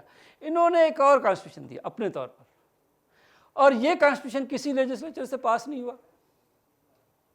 ये तो अयूब खान ने खुद से बनाया ना कॉन्स्टिट्यूशन, यानी एक कमेटी बनाई, उस कमेटी ने पास किया, उसमें से उन्होंने जो चीज़ उसको पसंद आई वो कर दी, क्योंकि उन कमेटी ने ही उसको डिसोन किया बाद में कि भाई हमने तो ये नहीं बनाया था, ये तो इन्होंने अपना किया है। तो इस वजह से उसकी पूरी रिस्पॉन्सिबिलिटी अयूब खान की इन पर्सन है, किसी लेजिस्लेचर की नहीं है। अच्छा, दूसरा ये कि उसमें जो देखें, जो हाथ किया गया है फेडरलिज्म के साथ, बहुत बड़ा हाथ। अब फेडरलिज्म में आप क्या देखते हैं? फेडरलिज्म में क्या होता है कि आपकी जो ड्यूअल गवर्नमेंट है, अब इन्होंने क्या किया, एक और बात कि पार्लियामेंट्री से प्रेसिडेंशियल सिस्टम की तरफ ले आए कंट्री को। ठीक है, आप पार्लियामेंट्री सिस्टम आपको अच्छा नहीं लगता, आपने चेंज कर दिया, फेडरल कर दिया, लेकिन फेडरल नहीं, प्रेसिडेंशियल कर दिया आपने, लेकिन फिर प्रेसिडेंशियल सिस्टम पूरा लाए ना, वो फिर अधूरा क्यों? अब देखें आपने क्या किया, आपका जो प्रेसिडेंशियल सिस्टम है उसमें सॉरी आपका जो प्रेसिडेंट सिस्टम है उसमें क्या होता है, उसमें आपका जो गवर्नर होता है वो head of the adjective head of the province बन जाता है प्रेसिडेंशियल सिस्टम में। पार्लियामेंट्री सिस्टम में वो फिगर हेड होता है आपका, क्योंकि चीफ मिनिस्टर आपका होता है जो कि आपका एग्जेक्टिव हेड होता है। और पार्लियामेंट्री सिस्टम में आपका जो गवर्नर है he is representative of the federation, he will hold his office during the pleasure of the president. ये एक बेसिक प्रिंसिपल है। वो क्यों? इस वजह से कि उसके पास पावर कोई नहीं है, इस वजह से उसके इख्तियारात भी कोई नहीं है, तो उसका जो है वो सिर्फ रिप्रेजेंटेशन फेडरेशन की है, इस वजह से ये होता है। लेकिन जब प्रेसिडेंशियल सिस्टम होता है तो आपका गवर्नर एग्जेक्टिव हेड हो गया है। अब वो फिगर हेड नहीं है, अब उसके पास सारे इख्तियारात आ गए हैं। और जब उसके पास सारे इख्तियारात आ गए हैं तो he will not remain in office during the pleasure of the president, he can not. और ये कहीं पे नहीं होता, जहाँ पे प्रेसिडेंशियल सिस्टम हो वहाँ पे गवर्नर जो है वो should hold his office during the pleasure of the president. ये नहीं होता, क्योंकि इसका मकसद ये, प्लेजर ऑफ द प्रेसिडेंट का क्या मकसद होता है? उसका मकसद ये होता है कि भाई गवर्नर तब तक गवर्नर है जब तक सदर चाहे। सदर को सुबह ख्याल आ गया कि भाई इसकी शक्ल अच्छी नहीं है, इसका नाक थोड़ा सा टेढ़ा है, सुबह आके ऑर्डर कर दिया कि गवर्नर भाई तब्दील हो गया, ये आ गया, दूसरा गवर्नर आ गया, तो ये तो हो सकता है ना, क्योंकि उसने प्लेजर ऑफ द प्रेसिडेंट ही करनी है ना। लेकिन प्रेसिडेंशियल सिस्टम में इस तरह से नहीं होना चाहिए, क्योंकि अगर इस तरह से होगा तो फिर आपकी ड्यूअल गवर्नमेंट नहीं है, खत्म हो गई ना। क्योंकि आपका गवर्नर जो है वो हेड है एग्जेक्टिव, और वो ऑर्डर लेगा अगर प्रेसिडेंट से, तो फिर ड्यूअल गवर्नमेंट किस खाते की? यानी वो तो सिर्फ नाम ही है ना ड्यूअल गवर्नमेंट का, वो तो फिर उस तरह से नहीं है। तो अगर ड्यूअल गवर्नमेंट नहीं है तो फेडरलिज्म फिर किधर है? अच्छा, दूसरा ये कि आपको पता है दूसरी चीज़ जो फेडरल की इंपॉर्टेंट है डिफाइनिंग कैरेक्टरिस्टिक्स में, वो थी डिस्ट्रीब्यूशन ऑफ पावर्स। अब अयूब खान ने क्या किया कि डिस्ट्रीब्यूशन ऑफ पावर तो कर दिया, कॉन्स्टिट्यूशन में बता दिया कि भाई 30 सब्जेक्ट्स, 48 सब्जेक्ट्स हैं, एक लिस्ट बना दी, 48 सब्जेक्ट्स हैं जो कि फेडरल गवर्नमेंट करेगी, बाकी जो रेजिडुअरी पावर्स हैं बिलोंग टू प्रोविंसेस। ये कर दिया, बहुत अच्छा, ज़बरदस्त, तालियां। लेकिन उसके बाद क्या? उसके बाद ये under 131(2) the federal parliament can legislate on provincial subjects in the name of national interest, the security of Pakistan and the achievement of uniformity। जब भी हमारा दिल करेगा, जो भी कानून हमें अच्छा नहीं लगेगा, हम आपसे वापस ले लेंगे। अब ये क्या बात हो गई? आपने एक हाथ से पावर दिए, दूसरे हाथ से खींच लिए, तो ये किस किस्म की फेडरेशन है?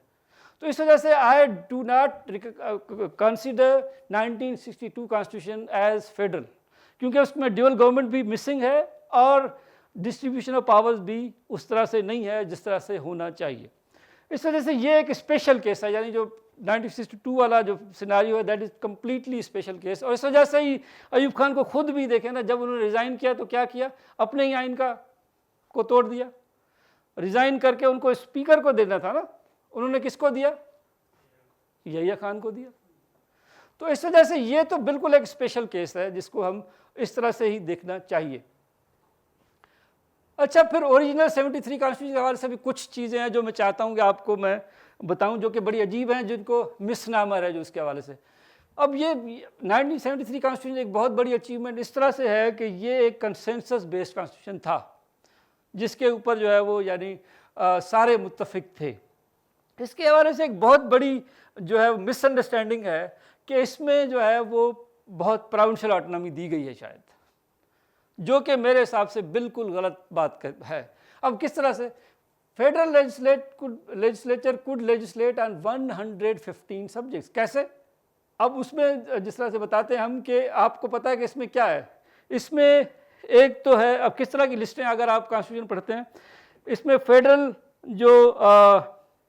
फेडरल लिस्ट दो तरह की हैं, फेडरल लिस्ट 1, फेडरल लिस्ट 2, और फिर एक और कंकरेंट लिस्ट।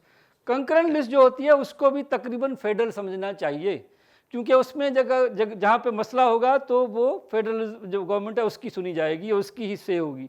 तो इस वजह से ये यानी मैंने उन सबको क्लब किया है, पार्ट 1, पार्ट 2 और कंकरेंट को मिलाएं तो बनते हैं 115 सब्जेक्ट्स। पाकिस्तान की हिस्ट्री में कभी भी इतने सब्जेक्ट्स सेंट्रल गवर्नमेंट के पास नहीं रहे। और उसमें इसका सबसे बड़ा सबूत एजुकेशन और हेल्थ, कभी भी 1935 एक्ट से लेके 1956 कॉन्स्टिट्यूशन, 62 कॉन्स्टिट्यूशन, कभी भी कंकरेंट नहीं रहे। ये पहला कॉन्स्टिट्यूशन है जिसने इनको कंकरेंट लिस्ट में डाला। और इस वजह से अब जब बाद में 18th अमेंडमेंट में पावर जो है वो कुछ कंकरेंट लिस्ट से कम हुए, तो लोगों ने क्राई किया कि ये तो सूबे बहुत पावरफुल हो गए, ये तो भाई जुल्म हो गया। वो इस वजह से जुल्म आपको लग रहा है कि 1950 ये जो 1973 में ओरिजिनल कॉन्स्टिट्यूशन में जो काम हुआ था वो बिल्कुल इस तरह का हुआ था जो कभी भी नहीं होता। आप देखें ये फेडरलिज्म जहाँ पे भी है वहाँ पे एजुकेशन हेल्थ तो बहुत बेसिक चीज़ें हैं ना, बहुत ही बेसिक, जो कि लोकल गवर्नमेंट के पास होनी चाहिए, इस तरह की चीज़ें हैं। और वो आप दे रहे हैं सेंटर को, किस खाते में, यानी कोई समझ में आने वाली चीज़ भी नहीं है ना। तो इस वजह से ये तो बिल्कुल एक तरह से वो थी। अच्छा, इसमें जो अच्छी चीज़ें थी वो ये थी कि इसमें पार्लियामेंट्री सिस्टम को प्रॉपर तरीके से लाया गया, काउंसिल ऑफ कॉमन इंटरेस्ट एक इंटरगवर्नमेंटल फोरम के तौर पर लाई गई, बाईकैमरलिज्म इंट्रोड्यूस हुई जो कि पहले इंट्रोड्यूस नहीं हुई थी, लेकिन बाईकैमरलिज्म बहुत ही वीक रखी गई। ये भी पार्ट ऑफ द हिस्ट्री है, जो कि बाद में इवन ड्यूरिंग मिलिट्री रूल ज़्यादा पावरफुल हुई, लेकिन भुट्टो साहब ने बहुत ही वीक बाईकैमरल इंट्रोड्यूस करवाई। ये पार्ट ऑफ द रियलिटी है, क्योंकि इन्होंने जो आपकी जो सेनेट बनाई उसके पास ना तो कोई इख्तियार था बजट का, ना तो उसके पास इख्तियार था कि किसी को बुला के मिनिस्टर को कुछ पूछ सके, ना उसके पास जो है वो ये इख्तियार था कि उसको, यानी काफ़ी जगह पे जो आपका लोअर हाउस है वो ओवरराइड करने के पावर रखता था। तो इस वजह से ये जो है बहुत ही वीक किस्म का जो है वो आपका अपर हाउस था, लेकिन बहरहाल अपर हाउस था, ये पॉइंट उसमें थी। फिर थोड़ी सी और भी कुछ चीज़ें अच्छी इसमें इंडिपेंडेंस जुडिशरी और उसके हवाले से कुछ चीज़ें थी जो कि इम्प्रूवमेंट एक तरह से थी। अच्छा, इसमें हम देखते हैं कि इस पे आने से पहले थोड़ा सा कि इसके दौरान जो गुजरे चीज़ें आपको मैं थोड़ा सा वो कवर कर गया, उसमें मुशर्रफ का ज़माना और ये सारा कुछ। तो हम एक और जो चीज़ देखते हैं कि जब यानी जो मेरा जो बेसिक कंटेंशन था, क्योंकि फ्रेजाइल डेमोक्रेसी किस तरह से अफेक्ट करती है फेडरलिज्म को, तो आप देखते हैं कि डेमोक्रेसी की जो फ्रेजिलिटी है वो डायरेक्टली अफेक्ट कर रही है फेडरलिज्म को। जब मिलिट्री डिक्टेटरशिप आ जाती है तो आपका फेडरलिज्म जो है वो इनिशियली तो बिल्कुल गायब हो जाता है, फिर थोड़ा सा आ जाता है, और फिर भी जो रहता है उसमें भी जो आपकी कंटेस्टेशन होती है वो अफेक्ट करती रहती है, फेडरलिज्म को वीक करती रहती है। तो ये फेडरलिज्म का जो लिंक है डेमोक्रेसी के साथ वो जो है मिलता है आपको, यानी नज़र आता है कि जब डेमोक्रेटाइजेशन का प्रोसेस मजबूत होता है तो फेडरलिज्म भी मजबूत होता है, और जब डेमोक्रेसी वीक होती है तो आपका फेडरल स्ट्रक्चर भी वीक होता है। और इसका एक बड़ा सबूत जो है वो ये है कि 2008 के बाद जब हम देखते हैं, जब 2006 में पाकिस्तान मुस्लिम लीग, नवाज़ और पीपल्स पार्टी ने जब एक चार्टर ऑफ डेमोक्रेसी साइन किया, तो उसके नतीजे में एक जो है वो एटमॉस्फेयर बना पहली मर्तबा, जिसमें पॉलिटिकल फोर्सेस, उस वक्त की पॉलिटिकल फोर्सेस जो थी, उन्होंने ये डिसाइड किया कि हम आपस में लड़ेंगे, लेकिन उस तरह से नहीं लड़ेंगे जिस तरह से हम 90s में लड़ते थे। अब हम डेमोक्रेटिक जो सेटअप है, स्ट्रक्चर है, उस पे हमारा इत्तेफाक है, उसके ऊपर हम कोई भी जो है वो उस तरह से गिव एंड टेक नहीं करेंगे और एक दूसरे के साथ ताउन करेंगे। और ये ताउन की जो फिजा थी उसका फ़ायदा हुआ कि आपको 7th एनिवर्सरी अवार्ड मिला और 18th अमेंडमेंट मिली। अब इसमें 7th एनिवर्सरी अवार्ड जो है उसको समझना ज़रूरी है, क्योंकि 7th एनिवर्सरी अवार्ड ने दो तीन चीज़ें की। एक तो multiple indicator criteria for the first time introduce हुआ, जो कि पहले नहीं था। ये डिमांड सिंध से और बलूचिस्तान से स्पेशली बहुत अरसे से आ रही थी, लेकिन ये डिमांड जो है वो पंजाब क्योंकि उसको रिजेक्ट कर देता था, तो इस वजह से ये डिमांड एक्सेप्ट नहीं होती थी। लेकिन अब जो एटमॉस्फेयर बना उसमें पंजाब ने एग्री किया और उसकी वजह से ये चीज़ जो है वो नाफिज हुई। इसमें सबसे इम्पॉर्टेंट चीज़ है वर्टिकल डिस्ट्रीब्यूशन, यानी एक तो डिस्ट्रीब्यूशन जो कि अब इसको अब थोड़ा सा टेक्निकल चीज़ें हैं, लेकिन मैं कोशिश करूँगा कि आपको ज़रा इजी करके बताएं कि ये देखें, ये है बेसिकली आपका वर्टिकल और ये आपका हॉरिजॉन्टल डिस्ट्रीब्यूशन। वर्टिकल डिस्ट्रीब्यूशन और किसी को समझ में आती हो तो थोड़ा सा बता दें, मैं फिर जी कोई बता सकता है? जी जी। वर्टिकल ये होता है कि जो प्रोविंसेस से और फेडरल से प्रोविंसेस की तरफ आता है जी, और हॉरिजॉन्टल ये होता है इंटर प्रोविंशियल जो होते हैं, बिटवीन प्रोविंस। Provinces। ठीक, ज़बरदस्त। तो बेसिकली वर्टिकल डिस्ट्रीब्यूशन का मकसद यह है कि फेडरल गवर्नमेंट और प्रोविंस। अच्छा, दूसरा उससे पहले एक और भी बात समझने की जरूरत है कि एनएफसी है क्या। कि एनएफसी बेसिकली क्या है कि ये जो डिस्ट्रीब्यूशन ऑफ यानी रिसोर्सेज जो है वो किस तरह से होगा, यानी आपकी जो बजट एलोकेशन है वो किस तरह से होगी, किसको कितने पैसे जाएंगे, कितने रिसोर्सेज जाएंगे, इसका फैसला एनएफसी अवार्ड के थ्रू होता है। और उसमें दो चीज़ें कि फेडरल गवर्नमेंट और प्रोविंशियल गवर्नमेंट का शेयर क्या होगा, कितना फेडरल गवर्नमेंट को जाएगा, कितना प्रोविंशियल गवर्नमेंट को जाएगा, ये है वर्टिकल डिस्ट्रीब्यूशन। और बिटवीन प्रोविंसेस जो शेयर बनेगा, यानी फॉर एग्जांपल देखें पहले ये कि अब जो है वो 7th एनएफसी अवार्ड ने क्या किया कि 57.5% जो है वो जाएगा प्रोविंसेस को, 42.5% जाएगा फेडरल गवर्नमेंट को। अब ये पहले क्या था, 49% था, उससे बढ़ के 57.5 हो गया, यानी सूबों का शेयर बढ़ गया फेडरल गवर्नमेंट के मुकाबले में। एक तो ये हुआ। दूसरा ये हुआ कि पहले पॉपुलेशन के बेस पे था, अब जो है वो मल्टीपल क्राइटेरिया आ गया, तो इसकी वजह से पंजाब का शेयर कुछ कम हुआ। वो पहले 55-56% था, अब जाके 51.7% हो गया, और बाकी सूबों का थोड़ा थोड़ा बढ़ गया। सिंध का 24.5 हो गया, जो है वो केपी का 14.6, बलूचिस्तान का 9%। अब ये वो शेयर है जिसके तहत जो है वो सारा डिवाइड होता है, और इसको कॉन्स्टिट्यूशनल कवर दे दिया 18th अमेंडमेंट में। अब यहाँ पे 18th अमेंडमेंट वाली गेम भी एंड होती है, जो कि एक प्रॉब्लम आगे चल के क्रिएट करती है। अच्छा, अब इसमें यह हुआ कि कॉन्स्टिट्यूशन कवर ये दे दिया गया कि भाई जो फ्यूचर एनएफसी के not reduce the share of resources created to the provinces allocated to the provinces under the 7th NFC award। इसका मकसद क्या है? इसका मकसद ये है कि ये वाला जो वर्टिकल डिस्ट्रीब्यूशन है, इसको आप प्रोविंशियल शेयर को बढ़ा सकते हैं, कम नहीं कर सकते। जी, stands for national finance commission. जी, तो बेसिकली अब ये थोड़ा सा जहन में रखिएगा, ये प्रॉब्लम आगे इस पे बात करेंगे कि जिससे एक और मसला पैदा होता है। अच्छा, 18th अमेंडमेंट दूसरा एक बहुत बड़ा जो अचीवमेंट थी पाकिस्तान के फेडरल सिस्टम के हवाले से, जिसने फेडरलिज्म को। अच्छा, एक और बात थोड़ा सा पीछे कि ये जो एनएफसी अवार्ड है वो बहुत इंपॉर्टेंट इस वजह से भी है कि फेडरलिज्म में हम कहते हैं एक कॉन्सेप्ट है फिस्कल फेडरलिज्म का, कि अगर आप जो है वो प्रोविंसेस को पावर तो दे देते हैं, लेकिन फिस्कल उनको जो है वो रिसोर्सेज नहीं देते, तो फिर उन पावर्स का वो क्या अचार डालेंगे। यानी आप किसी को पावर दे दें लेकिन पैसे ना दें उसको खर्च करने के लिए, तो फिर पावर्स का क्या फ़ायदा है। तो इस वजह से फिस्कल फेडरलिज्म जो है वो बहुत ज़रूरी होती है, जो है वो जो पॉलिटिकल फेडरलिज्म के साथ। इस वजह से, और ये जो है वो 7th एनएफसी अवार्ड ने बहुत ज़बरदस्त ये काम किया for the first time in the history of Pakistan के, एक बिल्कुल फार्मूला जिस पे सारा एग्रीमेंट हुआ और सब ने उसको माना, और जिसके बेस पर जो है वो हुआ, और प्रोविंसेस उससे खुश हुए, और प्रोविंसेस को जो शेयर मिला वो जो है वो हिस्टोरिक था वो एक तरह से।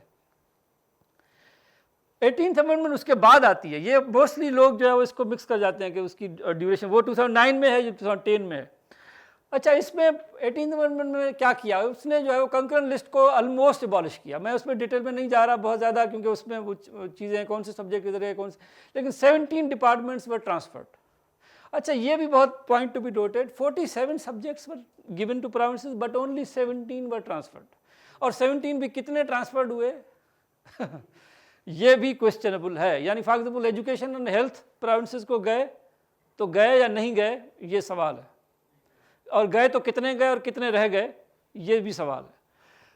सो ये बहरहाल हुआ, और ये इसके ऊपर बहुत बड़ी किराए है इस्लामाबाद में कि बहुत नाहक हो गया है, जुल्म हो गया है, सत्यानाश हो गया है, प्रोविंसेस को बहुत बड़े इख्तियारात चले गए हैं, जो जिसकी वजह से प्रोविंसेस पता नहीं क्या हो गए हैं।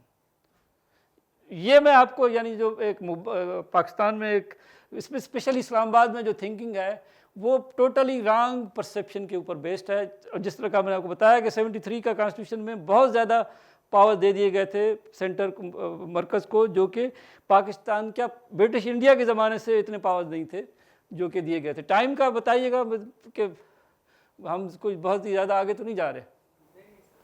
ठीक, ओके। सो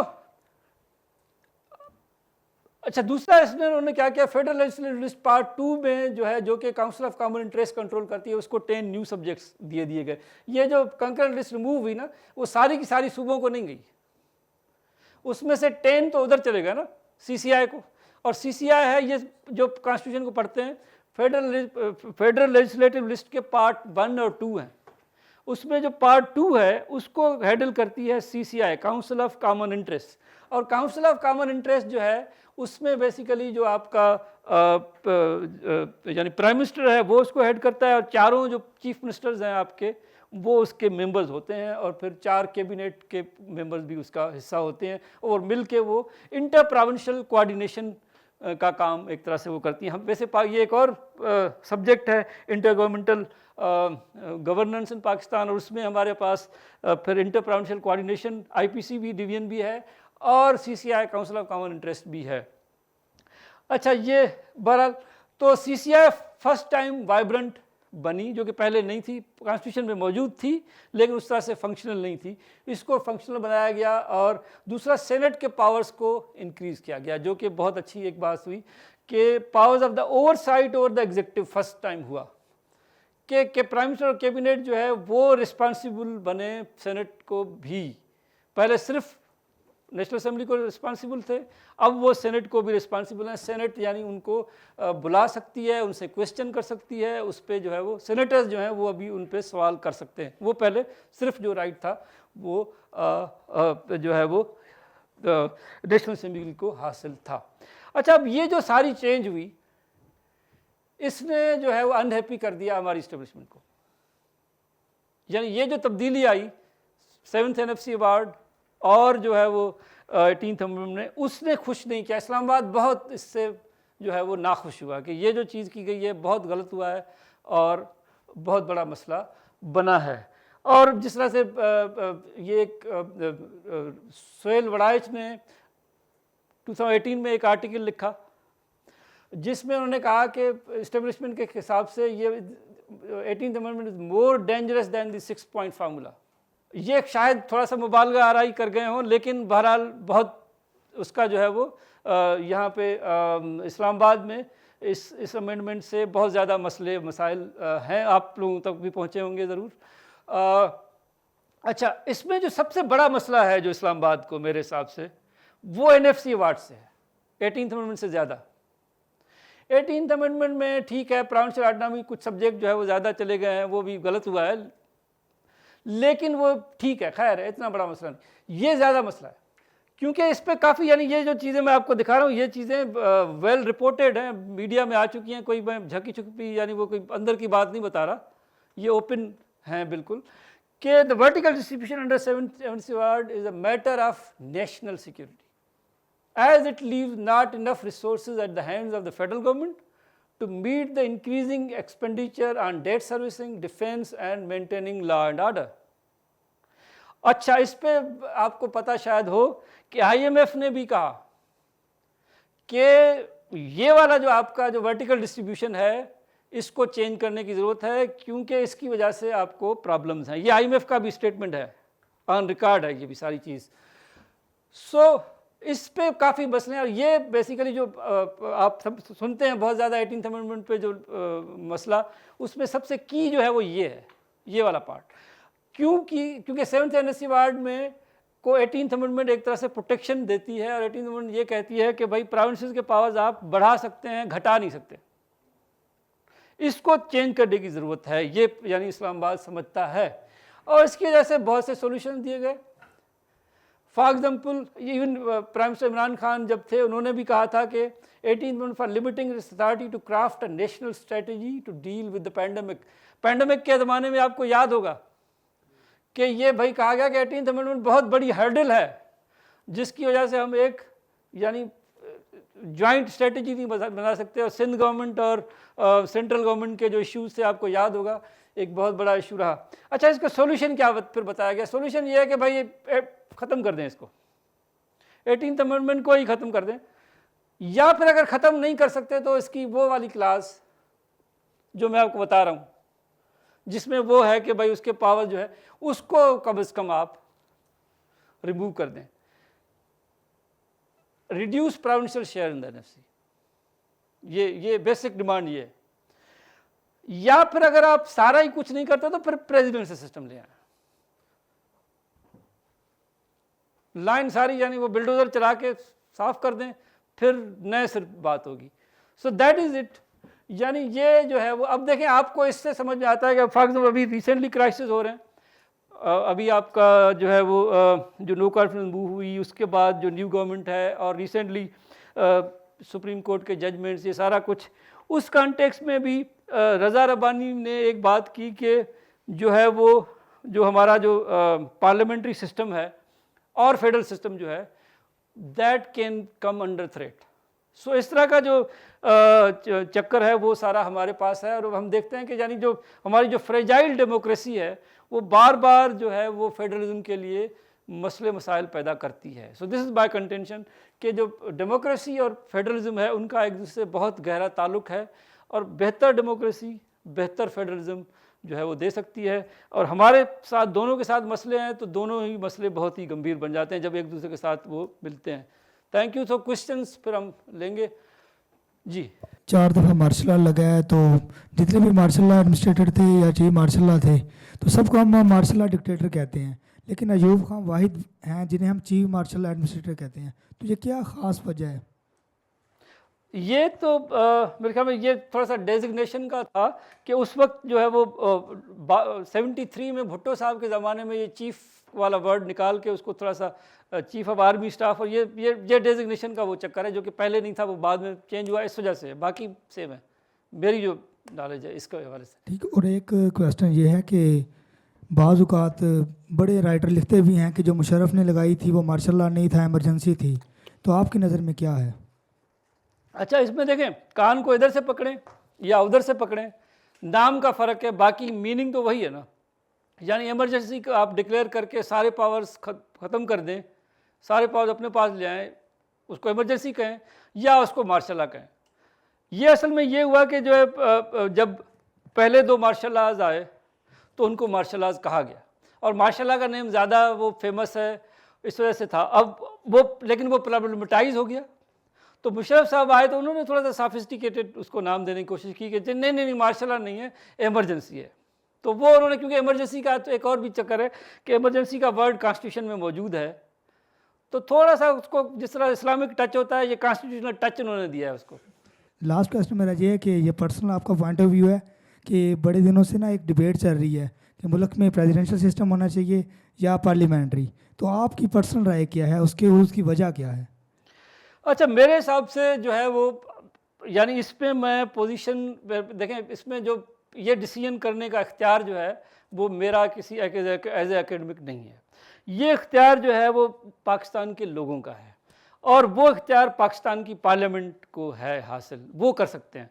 इसमें मेरा पर्सनल ओपिनियन जो है वो ये है कि वो सिस्टम जो कि पाकिस्तान के लोग चाहें वो, अच्छा उसमें थोड़ा सा डिबेट हो सकती है, डिस्कशन हो सकता है, लेकिन उसमें आखिर हम पार्लियामेंट्री सिस्टम के, पहला क्वेश्चन ये है कि पार्लियामेंट्री सिस्टम को ख़त्म क्यों करना चाह रहे हैं। उसमें जो मैं आपको जिस तरह बता रहा था कि उसका जो मुझे लगता है, यानी ये जो भी लोग इस पर क्रिटिसाइज़ करते हैं उनके उसके पीछे डाउट है कि इसके पीछे असल कहानी कुछ और है, और असल कहानी शायद फेडरलिज्म के साथ प्रॉब्लम है या डेमोक्रेसी के साथ प्रॉब्लम है। प्रेसिडेंशियल सिस्टम से आप पूरी गेम को तब्दील करना चाह रहे हैं। आपको अभी जो यानी जो गेम बनी हुई है वो पसंद नहीं है। वो पसंद क्यों नहीं है वो फिर बताएं ना, सीधी बात करें। तो वो सीधी बात कोई करता नहीं है। और दूसरा ये कि प्रेसिडेंशियल सिस्टम से ओवरऑल अगर इसको, यानी अगर प्रेसिडेंशियल सिस्टम को आप देखें तो उसमें कोई बुराई नहीं है, यानी वो अगर प्रॉपर तरीके से आए, जिस तरह से प्रेसिडेंशियल सिस्टम अमेरिका में भी है। लेकिन आप अयूब खान की तरह करेंगे प्रेसिडेंशियल सिस्टम तो फिर तो वो यानी वो तो निरा वो प्रेसिडेंशियल सिस्टम भी नहीं है ना। तो ये जो है वो एक एकेडमिक डिबेट हो सकती है, डिस्कशन हो सकता है उस पर। लेकिन एक और बात दूसरी ये कि आप देखें, अगर आप प्रेसिडेंशियल सिस्टम लाना चाह रहे हैं तो उस पर एक और बात है कि आपका जो 1973 कॉन्स्टिट्यूशन है उसका जो यानी बेस है वो ये है कि भाई वो पार्लियामेंट्री सिस्टम है, फेडरल सिस्टम है, और ये पार्लियामेंट्री स्ट्रक्चर, फेडरल सिस्टम, ये बेसिक स्ट्रक्चर का पार्ट है आपके। और ये आपके जो आपकी जो बेसिक स्ट्रक्चर वाली जो सुप्रीम कोर्ट में बात चलती है कि आप कॉन्स्टिट्यूशनल अमेंडमेंट कर सकते हैं बाकी चीज़ों में, लेकिन बेसिक स्ट्रक्चर को कॉन्स्टिट्यूशनल अमेंडमेंट से चेंज नहीं कर सकते। इस काम को अगर आपने करना है तो फिर आपको एक कॉन्स्टिट्यूएंट असेंबली चाहिए, यानी आपने फिर क्या करना है, आपने कॉन्स्टिट्यूएंट असेंबली चाहिए जो कि आके न्यू कॉन्स्टिट्यूशन बनाए, क्योंकि 73 के कॉन्स्टिट्यूशन के अंडर प्रेसिडेंशियल सिस्टम नहीं आ सकता, उसके लिए नया आइन चाहिए आपको। अब जिस तरह से आप देखें कि ये फिर होता ये है कि अगर कोई लीडर, पॉलिटिकल लीडर, अभी तक तो ओनरशिप नहीं है इसकी, पीटीआई की तरफ से थोड़ी सी ओनरशिप, आपको याद होगा एक ज़माने में ये बात चली थी कि भाई पीटीआई प्रेसिडेंशियल सिस्टम चाहती है, ये बात चली थी मीडिया में और बहुत ज़्यादा चली थी। उसके हवाले से जो उस वक्त के लॉ मिनिस्टर थे फ़रोग नसीम साहब, उनका स्टेटमेंट आया था, आप मीडिया में आपको याद होगा। अच्छा, उसके बाद इमरान खान साहब एक प्रेस कॉन्फ्रेंस में बैठे थे, उनसे किसी सहाफ़ी ने पूछा आपका क्या ख्याल है, उसने कहा किसने कहा है, ये याद है आपको? उन्होंने बिल्कुल ये किसने कहा है, मैं तो नहीं कह रहा, ये इसी तरह का उनका जवाब था कि नहीं हम तो नहीं ला रहे। तो उसको यानी उन्होंने ओन नहीं किया था, ये सिर्फ फ़रोग नसीम ने ओन किया था, वो कहाँ से आया था, उनको किसने कहा था, आई डोंट नो। तो उसकी ओनरशिप उस तरह से नहीं। अभी रिसेंटली एक और बयान इस सिलसिले में इमरान खान साहब का भी आया है, उन्होंने कहा है, आपको याद होगा उन्होंने क्या कहा है कि प्रेसिडेंशियल सिस्टम पाकिस्तान में नहीं आ सकता, याद है आपको? तब तक जब तक जो है वो सारी की सारी डिवीजन जो है, यानी सूबे तोड़ के डिवीजन ना बनाई जाए, इस तरह का बयान आया है अभी रिसेंटली कुछ इस तरह का। तो प्रेसिडेंशियल सिस्टम अगर आएगा तो बहुत बड़ी चेंज है, वो कोई छोटी चेंज नहीं है। उसके लिए आपको कॉन्स्टिट्यूएंट असेंबली चाहिए अगर आपने लाना है, और एक न्यू कॉन्स्टिट्यूशन बनेगा। एक बहुत बड़ी डिबेट है, वो इतनी सादा सी नहीं है जिस तरह से बयान कर दिया जाता है कि ये कोई अमेंडमेंट के थ्रू हो सकता है, ये मेरे ख्याल में इस तरह से नहीं हो सकता। 18th अमेंडमेंट की आपने बात की और एनएफसी की, चल रहा है माइक इस वक्त? तो उसमें बुनियादी तौर पर जब ये पीपल्स पार्टी की और काफ लीग इनके साथ इत्तेहाद में आई थी, तो उस वक्त भी इसकी वायलेशन शुरू होना हो गई थी ज़्यादातर, क्योंकि पीपल्स पार्टी और ये सारी जमातों ने बनाया था, क्योंकि मैंने ये कवर भी किया था। किसकी बात? 18th अमेंडमेंट की बात कर रहा हूँ। जी।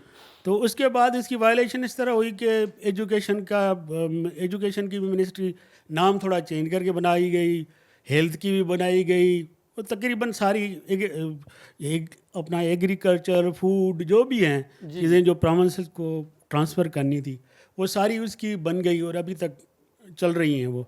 तो उन्होंने सिर्फ नाम थोड़ा सा कोऑर्डिनेशन और ये करके सारी मिनिस्ट्रीज़ वो वायलेशन उन्होंने की, उससे शुरू हुई और अभी तक वो जारी है। तो ये क्यों कि पाकिस्तान में जैसे आप कह रहे थे कि ये फियर है कि ये प्रोविंसेस को अगर चले गए तो जो पावर्स हैं तो प्रोविंसेस पता नहीं क्या कर देंगे। ज़ाहिर ये पाकिस्तान का हिस्सा ही है, प्रोविंसेस ही पाकिस्तान को बनाते हैं, ये नहीं कि पाकिस्तान उड़ के आ जाएगा। ज़ाहिर ये प्रोविंसेस ने पाकिस्तान को बनाया।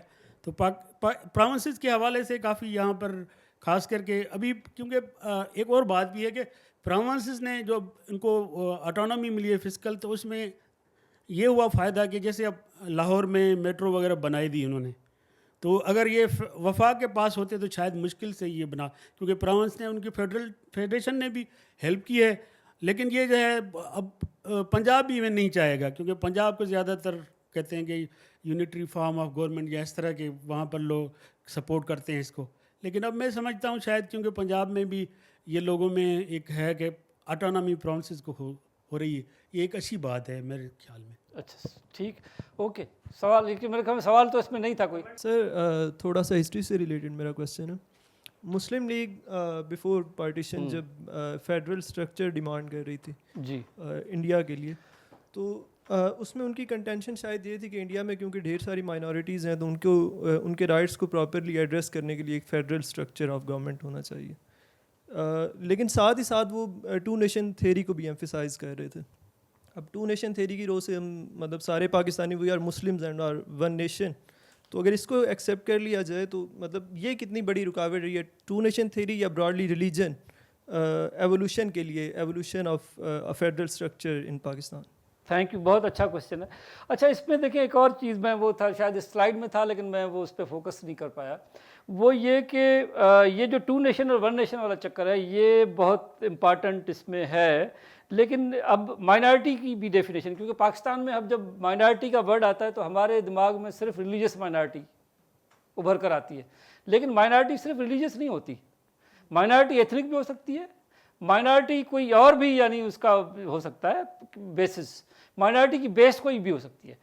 तो जो यानी जो फेडरल क्वेश्चन है उसके हवाले से ये बिल्कुल आपकी शायद इसी तरह से देखा गया कि माइनॉरिटी को, जो अब इंडिया में जो माइनॉरिटीज़ थी वो सिर्फ रिलीजियस माइनॉरिटीज़ तो नहीं थी ना, एथनिक माइनॉरिटीज़ भी थी और दूसरी तरह की माइनॉरिटीज़ भी थी। जब फॉर एग्जांपल इंडिया में जो है आपको कास्ट सिस्टम, उसकी तरह उसके बेस पे भी माइनॉरिटीज़ और मेजॉरिटीज़ का इशू है।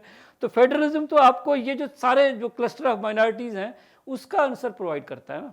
और दूसरा ये कि ये जो अब देखें ये जो मुस्लिम और हिंदू वाला जो मेजॉरिटी और माइनॉरिटी का जो चक्कर है, ये तो बेसिकली जो माइनॉरिटी प्रोविंसेस हैं उनके लिए मसला है। बंगाल के लिए क्या मसला है, वहाँ पे तो मुसलमान मेजॉरिटी। पंजाब के लिए क्या मसला है, और मसला नहीं था, यानी पार्टीशन से पहले पंजाब का ये मसला नहीं था, लेकिन उनको ये होप थी, और वो जो आए बेसिकली स्पेशली बंगाल, सिंध, पंजाब, ये सूबे जो है वो क्यों आए मुस्लिम लीग के साथ, क्योंकि इन्होंने ये समझा कि मुस्लिम लीग फेडरलिज्म के लिए खड़ी है और पाकिस्तान बनेगा तो वो फेडरल होगा और उसमें जो हमें वो पावर्स हम एंजॉय कर सकेंगे जो कि फेडरलिज्म देती है और जो कि मुस्लिम लीग मांग रही है। जो दूसरों से मांग रही है तो उसको देगी ना आके। ये किसके दिमाग में था कि आएगी तो उल्टा कर देगी, यानी ये। अच्छा, इसमें एक और जो चीज़ वन नेशन टू नेशन के हवाले से ये कि इसमें मेरा एक और चीज़ है कि देखें, मेरे हिसाब से इस पर मैं एक और रिसर्च के बारे में सोच रहा हूँ, वो ये कि ये जो वन नेशन टू नेशन है इसका जो डायरेक्ट लिंक है वो है बेसिकली आपका नेशन स्टेट सिस्टम के साथ। नेशन स्टेट में अजम्पशन ये है कि nation state basically is based on one nation, यानी Indians are one nation, Pakistanis are one nation, American are one nation, UK is one nation. UK कैसे one nation, United Kingdom जब कह रहे हैं तो वन नेशन कैसे है, उस हिसाब से अब सोच लें आप फिर क्या करेंगे, यानी जो है वो क्या कहते हैं उसका स्कॉटिश, इसराइल तो अलग हो गया, इसका यहाँ पे स्कॉटिश का, वेल्स का, आयरिश, डिफरेंट कम्युनिटीज़ है ना। तो बेसिकली लेकिन ये सब वन नेशन है, यानी बेसिकली जब हम वन नेशन की बात करते हैं तो नेशन स्टेट सिस्टम यूएन के जो मेंबर्स हैं अबव अराउंड 200, ये सारे अपने आप को वन नेशन कहते हैं। लेकिन इन द सेंस नेशन को फिर डिफाइन कैसे करेंगे आप? इन द सेंस अगर देखेंगे तो वो फिर डिवाइडेड हैं सारे के सारे। हो सकता है कुछ 10% के अराउंड कुछ हों जो कि वन नेशन रियल सेंस में अपने आप को कह सकें, लेकिन मेजॉरिटी अराउंड 90% 80% जो कंट्रीज़ हैं वो in real sense one nation नहीं हैं, वो मल्टी नेशंस हैं। चाहे वो पाकिस्तान हो, चाहे वो इंडिया हो। इंडिया 1947 से पहले भी मल्टी नेशन था, 1947 के बाद भी मल्टी नेशन है। पाकिस्तान 1971 से पहले भी वन नेशन था, 71 के बाद भी मल्टी नेशन था, 71 के बाद भी मल्टी नेशन है मेरे हिसाब से, क्योंकि यहाँ पे डिफरेंट एथनिसिटीज़ रहती हैं, उनके डिफरेंट जो है वो कल्चर है, डिफरेंट चीज़ें हैं। अब ये मसला ये है नेशन स्टेट का कि वो मानने को तैयार नहीं है ये कि वो मल्टी नेशन है। अब उसमें हालांकि कोई मजायका नहीं है, यानी आप देखें स्विट्ज़रलैंड अगर अपने आप को मल्टी नेशनल मान रहा है और उसके अंदर सिस्टम बनाया हुआ है तो क्या वो टूट गया है? और बल्कि मुल्क मेरे हिसाब से टूटते तब हैं जब वो रियलिटी को तस्लीम नहीं करते। इंडिया क्यों टूटा था? यही आर्ग्यूमेंट मेरा यही था ना, फेडरल क्वेश्चन को आंसर नहीं किया ना। आप क्यों टूटे थे 71 में? इसी वजह से कि आप फेडरल स्ट्रक्चर नहीं बना सके, आप जो है बंगालियों को राजी नहीं कर सके। तो जब राजी नहीं करेंगे, इतने उनको नहीं मानेंगे तो फिर तो ये मसले होंगे। तो ये जो क्वेश्चन है ना, देखें जो माइनॉरिटी और ये जो अब डिफरेंट, ये जो हम इसको कहते हैं दूसरा कि आइडेंटिटी कन्फ्लिक्ट। आइडेंटिटी कन्फ्लिक्ट की जो नेचर है वो मुख्तलिफ हो सकती है मुख्तलिफ सिचुएशन में। कहीं पे आपको रिलीजन के बेस पे वो बनेगी। अब रिलीजन जो है वो भी बड़ी अजीब सी वो कैटेगरी है। अब रिलीजन भी कहीं पे यानी फॉर एग्जांपल अफ्रीका में अगर रिलीजन है, मुस्लिम्स, अफ्रीका में बहुत से कंट्रीज़ हैं जहाँ पे अब हुट्सू और टुट्सी और ये जो कन्फ्लिक्ट्स हैं उनमें जो है उनका रिलीजन जो है वो एथनिसिटी बन जाता है एक तरह से, क्योंकि रिलीजन के बेस पे एथनिक उसकी जो है बन जाती है। अब इस तरह से जिस तरह से इंडियन मुस्लिम्स अब जो है, अब एक और बात देखें ना, जो मेजॉरिटेरियन कन्फ्लिक्ट, जो ये जो फियर था पाकिस्तान को, यानी मुस्लिम्स को, मुस्लिम लीग को 1947 से पहले, वो ये था जो कि अब मोदी कर रहा है इंडिया में। इसका खौफ था कि ये होगा, यानी ये था कि भाई मेजॉरिटी डेमोक्रेसी आएगी और उसमें इस तरह के, यानी कांग्रेस रूल जो वो हिंदू रूल कह रहे थे वो अब आ चुका है ना उधर, हिंदू रूल, हिंदुत्व की गवर्नमेंट आ चुकी है ना वहाँ पे। अब ये वो फियर है जो कि जाके अब रियलिटी की शक्ल उसने पकड़ी है। तो ये जो है वो इस तरह की चीज़ें जो है वो ये सिर्फ यानी रिलीजन के बेस पे नहीं, ये डिफरेंट बेसिस पे हो सकता है, ये एथनिक बेसिस पे हो सकता है, और ये फियर जो है वो लोगों को होते हैं। उसका जो तरीका यही कि उसको एड्रेस करने की ज़रूरत होती है, और वो उसका फेडरलिज्म एक मैकेनिज्म प्रोवाइड करता है, अगर उसको आप थोड़ा सा दिल बड़ा करने का मेरे हिसाब से चक्कर होता है। जी सर, इसी से रिलेटेड एक छोटा सा क्वेश्चन कि इंडिया में भी जब मुस्लिम्स की जो सेपरेट इलेक्टोरेट की डिमांड थी, पोस्ट पार्टीशन उन्होंने उस डिमांड को एक्सेप्ट नहीं किया, तो ये जो इनसिक्योरिटी होती है पोस्ट कॉलोनियल स्टेट्स में, इसकी क्या वजह है कि वो डिफरेंसेस को, एथनिसिटीज़, एथनिक जो डिफरेंसेस हैं उनको एक्सेप्ट नहीं करते, रिलीजियस डिफरेंसेस को एक्सेप्ट नहीं करते? अच्छा, इंडिया का बड़ा इंटरेस्टिंग केस है 1947 से पहले और 47 के बाद। अब देखिए, एक इंडिया में भी डिफरेंट पार्टीज़ हैं, जिस तरह से कांग्रेस है, फिर जो है वो बीजेपी अब है, दोनों का डिफरेंट आइडियोलॉजी है। इंडिया का जो कांग्रेस है उसकी नेशनलिज्म डिफरेंट है, उसका ग्राउंड डिफरेंट है, क्योंकि वो वन नेशन वाले उस कॉन्टेक्स्ट पे बिलीव करते हैं। कितना उस पर अमल करते हैं ये एक अलग कहानी है, ये बहुत एक और बड़ा बहस है कि भाई यानी ये बहुत इंटरेस्टिंग है। एक और इसमें डायमेंशन है कि 47 से पहले मुस्लिम लीग और जो है वो कांग्रेस की इंडियन मुस्लिम जो कि इंडिया में रहते हैं उनके लिए क्या पॉलिसी थी, 47 से पहले क्या थी और 47 के बाद क्या थी, उसमें ज़मीन आसमान का फ़र्क है मेरे हिसाब से। ये देखिएगा कि किस तरह से, यानी पहले कांग्रेस कहती थी कि सारे हिंदुस्तान में जो मुसलमान रहते हैं वो हिंदुस्तानी हैं, हम कहते थे कि सारे हिंदुस्तान में जो मुसलमान रहते हैं वो एक तरह से उनके लिए पाकिस्तान बनाना है। ठीक, 47 में बना पाकिस्तान बना तो सारे मुसलमान क्या इधर आ गए? नहीं आए ना। और क्या हम सारे मुसलमानों को आने देते? अच्छा, 47 के बाद कांग्रेस कोशिश कर रहा था कि भले जाएं, हम कोशिश कर रहे थे ना इधर जगह ही नहीं है।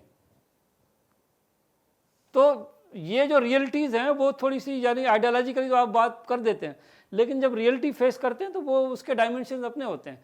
फिर आप कहते हैं ओहो ये तो इतने आ जाएंगे, तूफान आ जाएगा, ये फिर हम इनको संभालेंगे कैसे, हमारी तो ज़मीन छोटी है। आप देखें, आप अंदाज़ा करें हिंदुस्तान में कितने मुसलमान रहते हैं, ये अगर पाकिस्तान में आ जाएं तो फिर आप चले जाएं कहीं और। तो ये वो चक्कर है जो कि रियलिटीज़ जो हैं वो थोड़ा सा डिफरेंट होती हैं, आइडियोलॉजिकली आपके लिए चीज़ें डिफरेंट होती हैं। जी, कि आजकल ना बड़ी बहस चलती है कि नए सूबे बनने चाहिए कि नहीं बनने चाहिए, तो आपका क्या पॉइंट ऑफ व्यू इसके मुतालिक कि बनने चाहिए? जी, अच्छा, इस पे जो है वो बहुत ही आपने क्या कहते हैं वो दुखता हुआ सवाल रखा है, और इस पे मेरा मौक़िफ़ ये है कि देखें नए सूबे जो है वो बनने में कोई मज़ायका नहीं है, लेकिन उसके लिए एक प्रॉपर डायलॉग की ज़रूरत है, और उसमें जो है वो कहाँ पे सूबे बन सकते हैं, कहाँ पे डिमांड है, बनेंगे तो उसकी क्या कंडीशंस होंगी, इस पे ज़्यादा जो है वो डिटेल्ड रिसर्च की और उसकी ज़रूरत है, और जो कि लोग कर भी रहे हैं उस पर रिसर्च। मेरा उस पर रिसर्च उस तरह से नहीं है, लेकिन उसमें जो है वो क्या मसले मसाइल हो सकते हैं। फॉर एग्ज़ाम्पल पंजाब के हवाले से तो काफ़ी चीज़ें राइप हो चुकी हैं अभी, लेकिन बाकी सूबे में डिमांड है, हर सूबे में डिमांड है। आपको सिंध में डिमांड नज़र आएगी, आपको जो है वो हज़ारा में, जी आपको हज़ारास की डिमांड केपी में है, आपको जो है वो पश्तूनों की डिमांड जो है वो बलूचिस्तान में है। तो हर सूबे में डिमांड मौजूद है, उसकी पॉलिटिकल जो है वो क्या कहते हैं सपोर्ट भी मौजूद है, लेकिन उस तरह से उसका जो एक बैठ के उस मसले का कोई सोल्यूशन निकालना, क्या सूबा ही उसका सोल्यूशन है, उसके कुछ और भी सोल्यूशन हो सकते हैं, और किस सूबे में सूबे बनाने की ज़रूरत है, किस सूबे में कोई और सोल्यूशन निकल सकता है, ये वो सारा चीज़ है जो कि एक डायलॉग की ज़रूरत है मेरे ख्याल में। और इस पर कोई एज सच यानी कि वो नहीं दी जा सकती जजमेंट कि ये हो सकता है और ये होना चाहिए। आपकी नज़र में बनना चाहिए? हाँ, यानी मैं वही करूँ जहाँ पे देखना चाहिए कि वो ज़रूरत वहाँ पे है और वहाँ पे इससे मसले बढ़ेंगे या कम होंगे, ये देखने का। और ये यानी सब जगह पे मेरा ओपिनियन एक सेम नहीं है। Okay, you mentioned in your slide that before 1947 the Muslim League kept on demanding for federation and like all that. And it eventually came in the Government of India Act 1935. But after independence, they rolled back by introducing these new amendments which gave the Governor General more powers. Why is that so? Well, that is very, very tricky question. Why this happened actually? Yeah, that will though require a new research to really look deeper into it. But what I can feel is that the problem when as someone from here said, Muslim League was viewing it from that angle that okay, before partition this was a problem between Muslims and Hindus. So we are all Muslims, so basically we are all one, so we don't need those federal structures, because they were not understanding. Maybe that can be one explanation, but there can be different explanations as well. Other reason may be East Pakistan and West Pakistan. East Pakistan was far away, and it was used that religion, Islam and Urdu are uniting factor.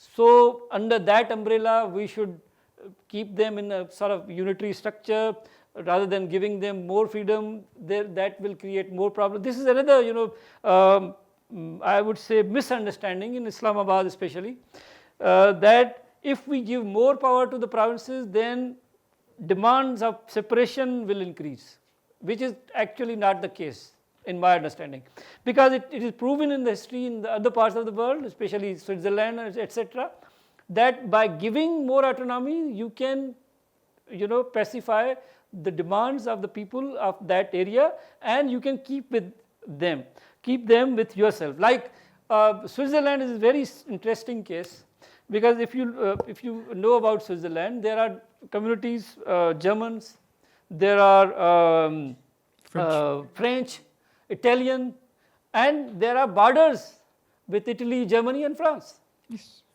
But there is no demand for uniting with Germany, Italy and France, because those Germans, Italians and French are happy in Switzerland rather than going to join. So you can keep, in our case we don't have that problem, except Pashtuns, which have Afghanistan as well to look at in a way, but Pashtun don't want to go to Afghanistan, we all know that. So the problem is not that people would like to join somebody else, but this fear is there, and this was one maybe reason that if we give more autonomy to the provinces, especially to East Pakistan, it might go for independence. So this was the fear, I guess. Thank you. Thank you. First of all, thank you so much for enlightening us with your invaluable thoughts. मेरा question बस ये था कि हमने देखा 7th NFC और 18th amendment के बाद फेडरलिज्म बहुत अच्छा मतलब स्ट्रॉन्ग हुआ है, तो what if we look into the future, तो फेडरलिज्म को कैसे देख रहे हैं हम पाकिस्तान के अंदर, इस पर थोड़ा सा कमेंट कर दें प्लीज़। जी, फ्यूचर का देखें, मेरे ख्याल में थोड़ी सी रियलाइजेशन आई है, यानी मैं फ्यूचर के बारे में पुरुमीद हूँ, मैं कहूँगा पुरुमीद इन द पॉजिटिव सेंस के मुझे लगता है कि ये थोड़ा सा डाइजेस्ट इस्लामाबाद को हो रहा है विद द टाइम, यानी बहुत मुश्किल लगा है, अभी तक कंसर्न्स हैं, लेकिन आहिस्ता आहिस्ता डाइजेशन हो रही है कि ये 18th अमेंडमेंट और फेडरलिज्म और 7th NFC अवार्ड है तो बहुत बुरा, लेकिन चलना पड़ेगा। यानी कुछ कोशिशें भी हुई हैं इनको डू अवे करने की, और आपने देखा है, लेकिन उसके बाद ये रियलाइजेशन भी है कि अगर इसको हम डू अवे करेंगे तो इससे मसले मसाइल बढ़ेंगे, ये थोड़ी सी रियलाइजेशन भी मौजूद है। सो आई होप कि ये रियलाइजेशन जेन्युइन होगी, और और दूसरा ये कि पॉलिटिकल फोर्सेस जो हैं वो यूनाइटेड रहेंगी इस पर, इस पर भी बहुत ज़्यादा मदार होगा कि वो जो है उसको ओनरशिप देंगी या नहीं देंगी। यानी उस पर अगर कोई बाकायदा थ्रेट आती है, जिस तरह से बात हो रही है, बातें तो हो रही हैं, तो वो पॉलिटिकल पार्टीज कहाँ खड़ी होंगी, और उसमें जो है वो स्पेशली क्योंकि ये जब लाए थे तो उस वक्त जो है वो PTI उस तरह से पावरफुल पॉलिटिकल फोर्स नहीं थी 2010 में, असेंबली में भी नहीं थी, क्योंकि पीडीए क्या उस पर एपीडीएम का पार्ट थी पीटीआई, और एपीडीएम ने, ये भी बड़ा इंटरेस्टिंग है कि 2008 की इलेक्शंस को एपीडीएम ने बायकॉट किया था, लेकिन जो लीड कर रही थी पार्टी उसने पार्टिसिपेट किया था, यानी नून लीग, जिसको वो आपको याद होगा इमरान खान बहुत ज़्यादा कहते रहे कि भाई ये अब आप, यानी वो सानू लेके क्या वो कहते हैं वो पंजाबी में, हाँ, नहर वाली पुल ते बुला के रौला माई किथे रह गया। तो वो यानी इमरान खान के साथ यही हुआ था उस वक्त कि वो जो है वो नवाज शरीफ उनको साथ लेके चले थे, और फिर बेनज़ीर ने उनको कन्विंस कर दिया कि भाई आप इलेक्शन में हिस्सा ले लें, तो उन्होंने ले लिया, लेकिन खान साहब रह गए क्योंकि उन्होंने नहीं लिया, तो वो उस पार्लियामेंट का पार्ट नहीं थे। बाद में वो बहुत बड़ी पोस्ट बन गया, बहुत बड़ी पॉलिटिकल रियलिटी बन चुके हैं। उनका क्या स्टांस है इसके ऊपर, वी डोंट रियली नो, यानी अभी जो है एग्जैक्टली, और मेरे ख्याल में शायद पीटीआई ने इसके ऊपर कोई यानी स्टांस उस तरह से रखा नहीं है। थोड़ा सा वेग सा हमें पता चलता है कि शायद उनको भी कंसर्न्स हैं, लेकिन अभी उनके नए नए झगड़े भी हुए हैं, तो नए नए ताल्लुकात बन रहे हैं, टूट रहे हैं, तो अभी यानी ये अनक्लियर है, वुड से फ्यूचर के बारे में देखना पड़ेगा, और पॉलिटिकल फोर्सेस जो है वो इस पे कितना जो है वो अंडरस्टैंड करती है। और देखें पॉलिटिकल फोर्स, एक और भी देखें ना, पॉलिटिकल फोर्स कोई भी हो, जब वो अवाम के वोट पे आती है, अवाम से वो अपनी पावर डिराइव करती है, तो उसको अवाम की फिर सुननी भी पड़ती है, चाहे वो पहली मरतबा जब आई हो तो अवाम के ज़ोर पे ना आई हो। ये हमें हिस्ट्री बताती है, क्योंकि यहाँ पे सारे पॉलिटिकल पावर्स आप कह सकते हैं उसी तरह, यानी उनका जो डोर टू एंट्री वही है, उसके बाद फिर वो जो है वो अपनी एक बनाते हैं, तो वो सारा फिर उस तरह से उस कॉन्टेक्स्ट में न्यू प्लेयर है, न्यू प्लेयर कहाँ पे खड़ा होगा इस पॉइंट पे, फेडरलिज्म के पॉइंट पे, उसका अभी हमें क्लियर, मेरे हिसाब से मैं क्लियर नहीं हूँ कि वो, अब मुझे लगता है शायद खान साहब भी क्लियर नहीं है, उनको भी अभी तक इस पॉइंट पे वो क्लियर नहीं है, बाकी चीज़ों पे क्लियर होंगे, लेकिन फेडरलिज्म के हवाले से वो अभी उनका स्टांस जो है वो नहीं है उस तरह से। मेरा बड़ा बुनियादी सा सवाल है कि जब हम मतलब फ्रेजाइल डेमोक्रेसी की बात करते हैं, इससे पहले मैं पूछना चाहता हूं कि पाकिस्तान में वाकई में डेमोक्रेसी कभी रही भी है? क्योंकि आपने जो मतलब कैरेक्टराइजेशन की है, आपने जितना फेजेस के तौर पर हमें बताया कि एक तरफ यहाँ तो डायरेक्ट मिलिट्री रूल्स हैं, यहाँ हमें मिलता है कि गाइडेड डेमोक्रेसी जो आपने टाइटल दिया उसको, यहाँ कहीं पे हमें मिलता है कि मिलिट्री ऑन द बैक। बिल्कुल। तो ये तो 3 फेजेज़ हैं और इसमें हिस्ट्री पाकिस्तान की ख़त्म हो जाती है, ठीक है, जो अभी तक मुझे समझ आई है। इस पूरे में तो हमें हर तरह से जो ना वो मिलिट्री वाला एक सीन डायरेक्ट इनडायरेक्ट नज़र आता है। तो क्या वाकई में डेमोक्रेसी है जिसके लिए हम बात कर रहे हैं, ठीक है, या फेडरलिज्म तो चलें उसके हवाले से बाद में बात आती है, क्योंकि आपने कहा कि वो दोनों चीज़ें एक दूसरे से नथी हैं कि डेमोक्रेसी और, हाँ जी सॉल्व करना जी। तो यही है मेरा कि डेमोक्रेसी को किस तरह आप डिफाइन करेंगे कि पाकिस्तान में रही है नहीं रही, किस तरह की डेमोक्रेसी है? Thank you. अच्छा, पहले तो वो फेडरलिज्म वाला, उसके साथ नथी वाला, उसको मैं आंसर करूँ, क्योंकि वो यानी एक अफेक्ट करती है उसके साथ, लेकिन नथी नहीं है, ये मैंने नहीं कहा। नथी आपका वर्ड है, और मैं इससे थोड़ा सा जो है वो क्या कहते हैं एग्री नहीं हूँ। इसका मिसाल ये है कि आप देखें कि यूनाइटेड अरब एमिरेट्स कोई डेमोक्रेसी नहीं है, निरी बादशाह, लेकिन फेडरल स्ट्रक्चर है। आप देखें ना यूएई की कितनी वो जो स्टेट्स हैं और उनकी क्या ऑटोनॉमी है, पावर है, स्ट्रक्चर है, पूरा सिस्टम मौजूद है। फेडरल डेमोक्रेसी है ही नहीं, कहीं भी नहीं है, नज़र ही नहीं आ रही, लेकिन फेडरल। तो ये है कि यानी ये नहीं है कि डेमोक्रेसी के बगैर फेडरलिज्म हो ही नहीं सकती, ये नहीं है। और फेडरल हमें एग्जांपल्स मिलते हैं जो कि अनडेमोक्रेटिक कंट्रीज में भी हैं। तो ये टाइटल भी मसला हो जाता है क्या? हाँ नहीं, मैं अफेक्ट कर रहा हूँ, अफेक्ट की बात कर रहा हूँ ना, मैं तो ये नहीं कह रहा कि वो उसके बगैर मुमकिन ही नहीं है, और बल्कि मैं तो कह रहा हूँ कि कंट्राडिक्शन भी मौजूद है। ये तो मैंने बताया ना पहले ही कि फेडरलिज्म और डेमोक्रेसी में एक कंट्राडिक्शन मौजूद है। असल में फेडरलिज्म मेजॉरिटेरियन डेमोक्रेसी का आंसर है, ये मैंने कहा है कि मेजॉरिटेरियन डेमोक्रेसी का जो मसला है उस मसले का हल फेडरलिज्म है। ठीक, तो एक तो ये बात, दूसरा ये कि पाकिस्तान पे डेमोक्रेसी है या नहीं है, ये क्वेश्चन। अच्छा, अब देखें इसमें जो है वो डेमोक्रेसी मेरे हिसाब से कोई इस तरह की चीज़ नहीं है कि ये डिबेट हर जगह पे उठ सकती है। दुनिया भर में डेमोक्रेसी जो भी है उस पर क्वेश्चन उठाया जा सकता है, एक तरह से नहीं दूसरी तरह से उठाया जा सकता है कि भाई ये किस तरह की डेमोक्रेसी है। यानी कहा जा सकता है अमेरिका के लिए भी, अब देखें जहाँ पे जॉर्ज बुश के लिए ये अपना ट्रंप के लिए लोग चढ़ जाएं, ये किस तरह की डेमोक्रेसी है। सुप्रीम कोर्ट फैसला करे कि सदर कौन होगा, ये किस तरह की डेमोक्रेसी है। ये वाले सवाल जो है ना आप किसी के लिए भी उठा सकते हैं। पाकिस्तान की डेमोक्रेसी के साथ बहुत बड़े मसले हैं जो कि बिल्कुल आप देख रहे हैं, बिल्कुल है, बिल्कुल इसमें कोई शक नहीं है। लेकिन मेरे हिसाब से पाकिस्तान की जो डेमोक्रेसी की जर्नी है वो चल रही है, और उसमें यानी अब देखें, इसको देखने के दो तरीके हैं। मैं हमेशा ये कहता हूँ कि देखने के दो, एक तो ये है कि आप कहें कि भाई गिलास जो है वो आधा खाली है, दूसरा कहें कि गिलास आधा भरा हुआ है। मैं इसको आधा भरा हुआ कहता हूँ, आधा खाली नहीं कहूँगा। इस गिलास में थोड़ा कुछ है, ये गिलास खाली नहीं है। सो आई वुड से कि डेमोक्रेसी मसले मसाइल हैं डेमोक्रेसी, लेकिन किसी शक्ल में बिगड़ी हुई लूली लंगड़ी है सही। और इसका एक और भी देखें ना, पाकिस्तान पूरे में ये लूली लंगड़ी डेमोक्रेसी नहीं है, एरिया टू एरिया भी वैरी करती है, थोड़ा सा ये भी अंदाज़ा कर लें। और जहाँ पे ये लूली लंगड़ी डेमोक्रेसी नहीं है वहाँ पे क्या मसले हैं फिर वो भी ज़रा देख लें। तो लूली लंगड़ी डेमोक्रेसी बिल्कुल डेमोक्रेसी ना होने से बेहतर होती है। क्या वजह कि पाकिस्तान की डेमोक्रेसी इंडिया की मुकाबले में, वहाँ की डेमोक्रेसी के मुकाबले में बहुत कमज़ोर है और पीछे से मिलिट्री रूल का हमेशा इन्फ्लुएंस रहा है, जबकि एक ही टाइम पे दोनों आज़ाद हुए? Thank you, this is very good question. अच्छा, इसमें देखें, इस पर बहुत ज़्यादा लिखा गया है और इस पर बहुत ज़्यादा काम हुआ है। इसमें जो एक चीज़ जो सामने आई है रिसर्च से, बहुत से लोगों ने इस पर लिखा है, डॉक्टर वसीम ने लिखा है, बहुत से डिफरेंट लोगों ने इस पर काम किया है, वो ये है कि इवन पार्टीशन से पहले, यानी जो इंडियन पार्ट है और जो पाकिस्तानी पार्ट अब है, उसको ब्रिटिश गवर्नमेंट ने डिफरेंटली हैंडल किया।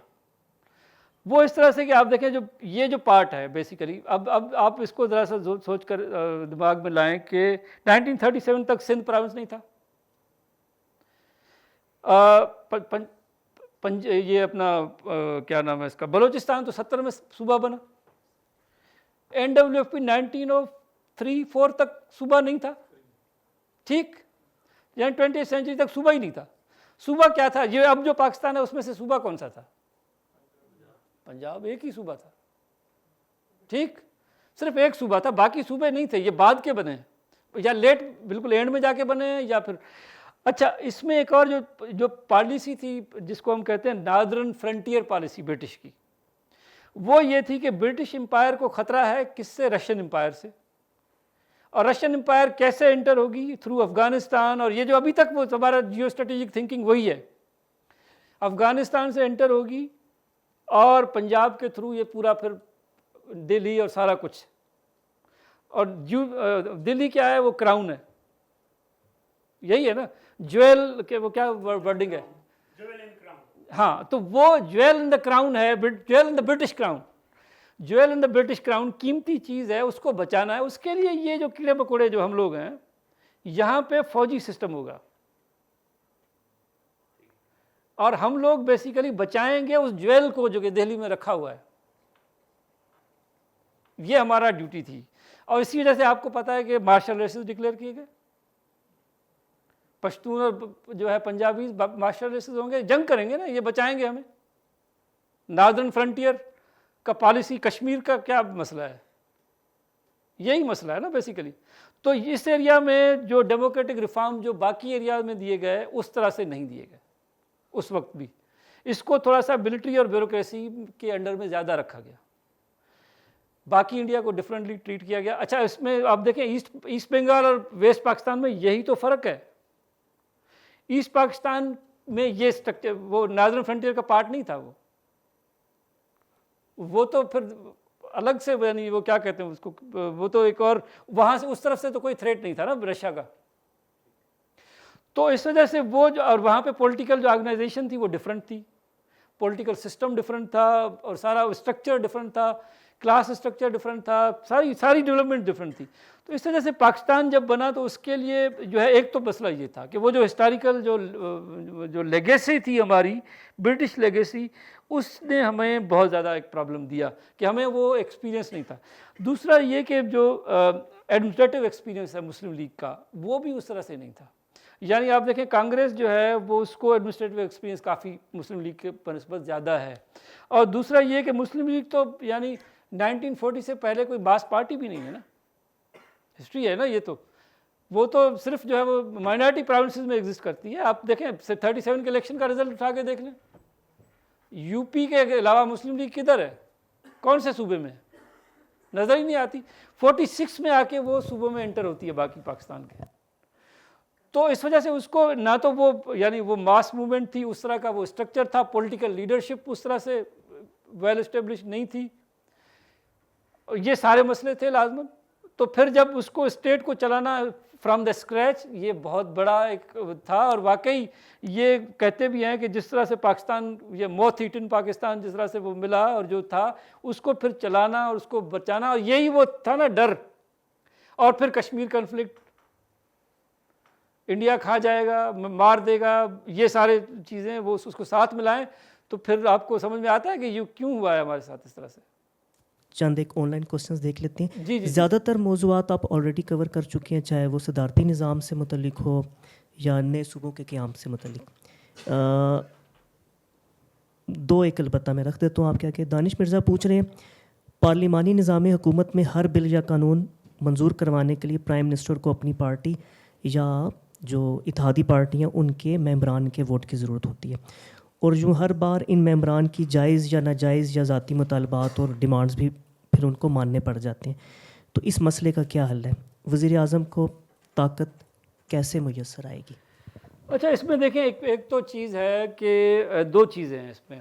एक तो पार्टीज़, हमारी पॉलिटिकल पार्टीज़ जो हैं वो उस तरह से ऑर्गेनाइज नहीं हैं जिस तरह से होनी चाहिए, यानी डेमोक्रेसी विद इन पार्टी हमारी उस तरह से नहीं है।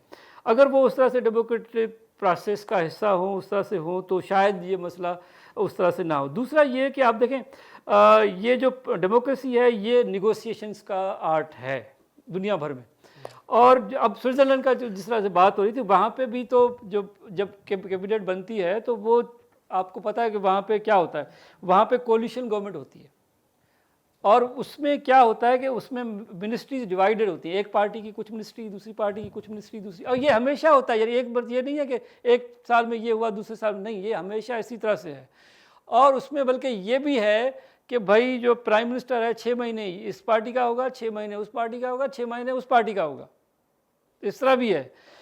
तो वो आपको जो है वो जब आप इस तरह से निगोशिएशंस और प्रोसेस, ये तो उसका पार्ट है। हमारे यहाँ मसला ये है कि हमें चाहिए कि भाई एक बंदा हो, हमारी वो थिंकिंग ये है कि डंडे से चलाए, उसको किसी की सुननी ना पड़े, उसकी जो मर्जी हो वो करे।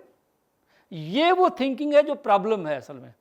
क्योंकि आपने अगर ये थिंकिंग रखनी है कि भाई प्राइम मिनिस्टर या प्रेसिडेंट जो भी है उसको सारे इख्तियार दे दिए जाएं और वो किसी की ना सुने, उसको अपनी पार्टी की भी ना सुननी पड़े, उसकी मर्जी हो, तो ये प्रॉब्लम है मेरे हिसाब से हमारी थिंकिंग का।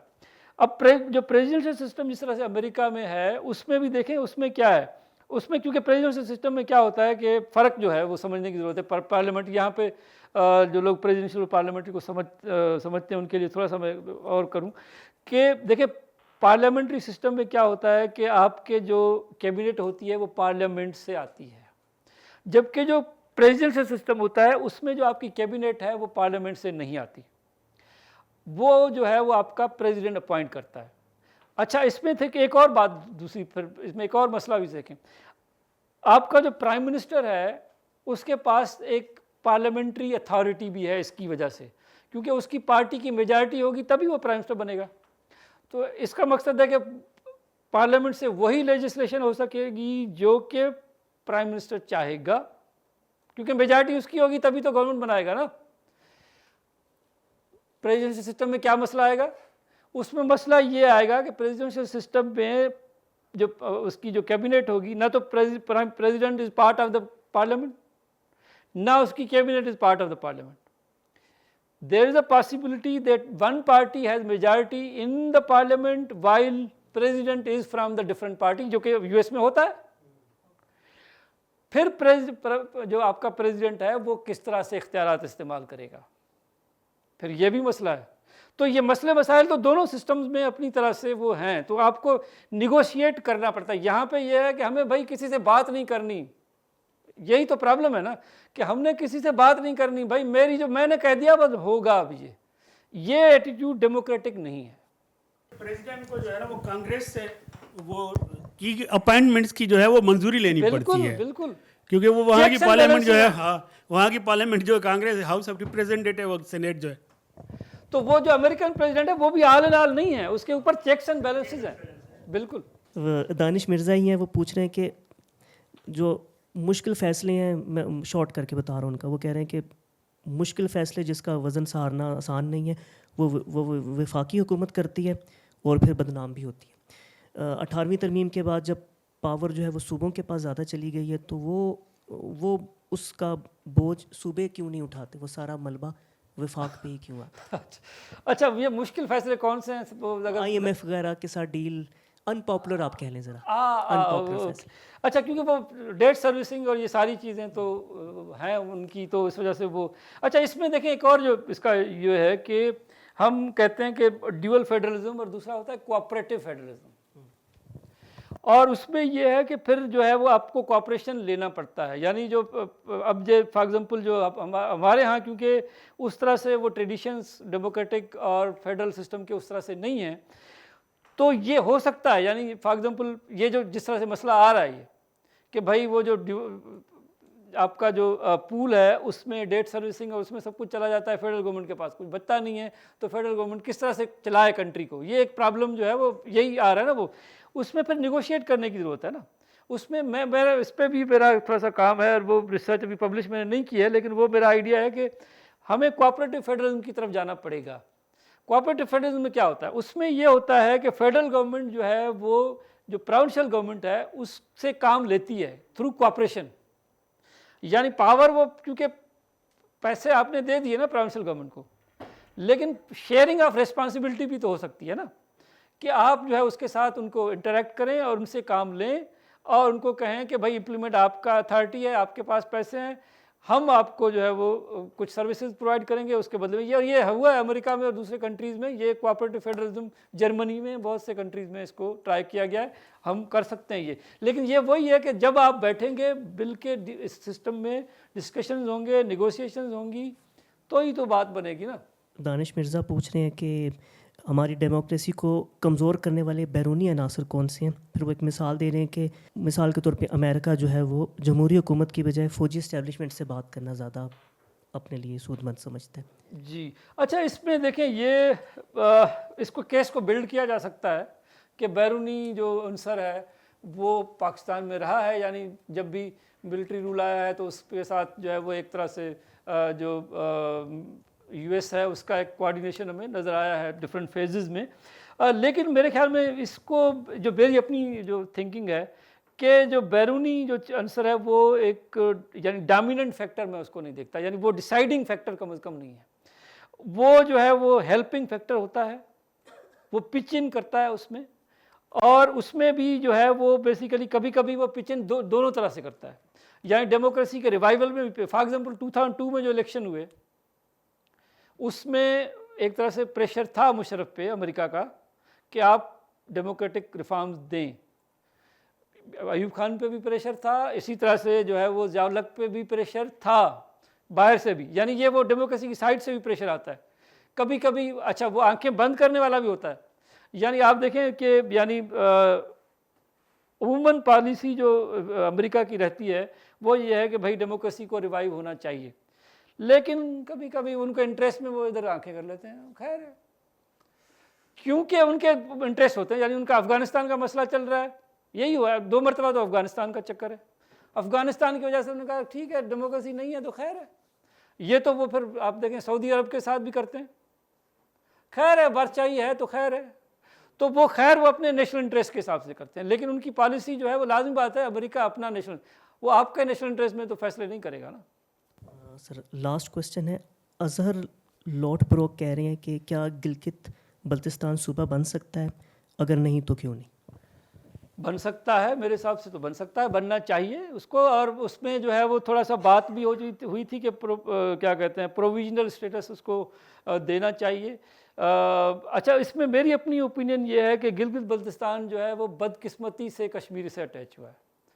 उसकी यानी हिस्टोरिकल कोई रीज़न नहीं है।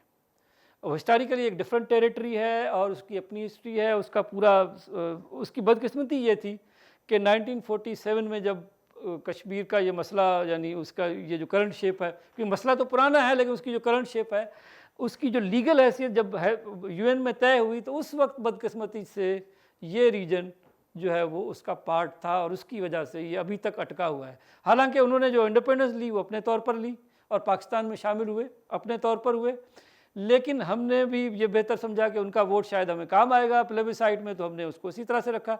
अभी रिसेंटली जो मेरी अपनी अंडरस्टैंडिंग है, पाकिस्तान गवर्नमेंट की ख्वाहिश है कि उसको सूबा बनाया जाए। और ये मैं आपको एक अपनी दूसरी रिसर्च जो है उससे बताता हूँ एक चीज़, कि ये जब बैक चैनल डायलॉग हो रहे थे पाकिस्तान इंडिया के, उसमें पाकिस्तान, ये जो आपको याद है, उसमें 4 पॉइंट सोल्यूशन कश्मीर का दिया था मुशर्रफ ने। उसमें एक पॉइंट था जो था बेसिकली इसके हवाले से कि प्रोविंशियल ऑटोनॉमी के हवाले से या डिस्ट्रीब्यूशन ऑफ पावर्स के हवाले से बिटवीन, जिसको लोकल सेल्फ गवर्नमेंट का, सेल्फ गवर्नेंस वाला, उस सेल्फ गवर्नेंस वाले के हवाले से पाकिस्तान ने और इंडिया ने जब टास्क किए, तो उसमें पहला क्वेश्चन ये था कि जो सेल्फ गवर्निंग यूनिट्स होंगे कश्मीर के, वो कौन से होंगे। पाकिस्तान ने ये कहा कि जो सेल्फ गवर्निंग यूनिट्स होंगे उसमें से आप गिलगित बल्तिस्तान को निकाल लें, बाकियों का हिसाब लगाएं, क्योंकि गिलगित बल्तिस्तान तो हमारा है, इसको आप ना। तो इंडिया ने शर्त रखी है कि गिलगित बल्तिस्तान अगर शामिल नहीं होगा, this is part of the, आपको मैं सोर्स भी देता हूँ इसका, ये जो हमारे खुर्शीमंद कसूरी साहब का जो बुक है नाइदर हाक नार डव, उसमें ये बिल्कुल उन्होंने शेयर किया है कि जो है वो पाकिस्तान ने ये रखा था, इंडिया ने धमकी दी थी उसके ऊपर कि अगर जो है गिलगित बल्तिस्तान इसमें शामिल नहीं होगा तो फिर हम जो है वो कुछ भी नहीं होगा इसका, और इस वजह से फिर उसको उसमें रखा गया था। तो पाकिस्तान में ये यानी, और ये गवर्नमेंट किसकी है, किसी यानी ये गवर्नमेंट है मुशर्रफ की, जो कि चीफ ऑफ आर्मी स्टाफ भी हैं, ये जहन में रखें। तो इस वजह से जो है वो ये स्टांस जो है वो स्टेट का स्टांस है बिल्कुल। तो इस वजह से यानी मैं वो समझता हूँ कि ये पाकिस्तान में डिज़ायर भी है कि उसको स्टेटस दिया जाए, लेकिन कश्मीर का मसला जो है उसके वजह से ये है, लेकिन फिर भी ये डिसाइड हुआ है कि इसको प्रोविजनल स्टेटस दिया जाए। Thank you. Thank you.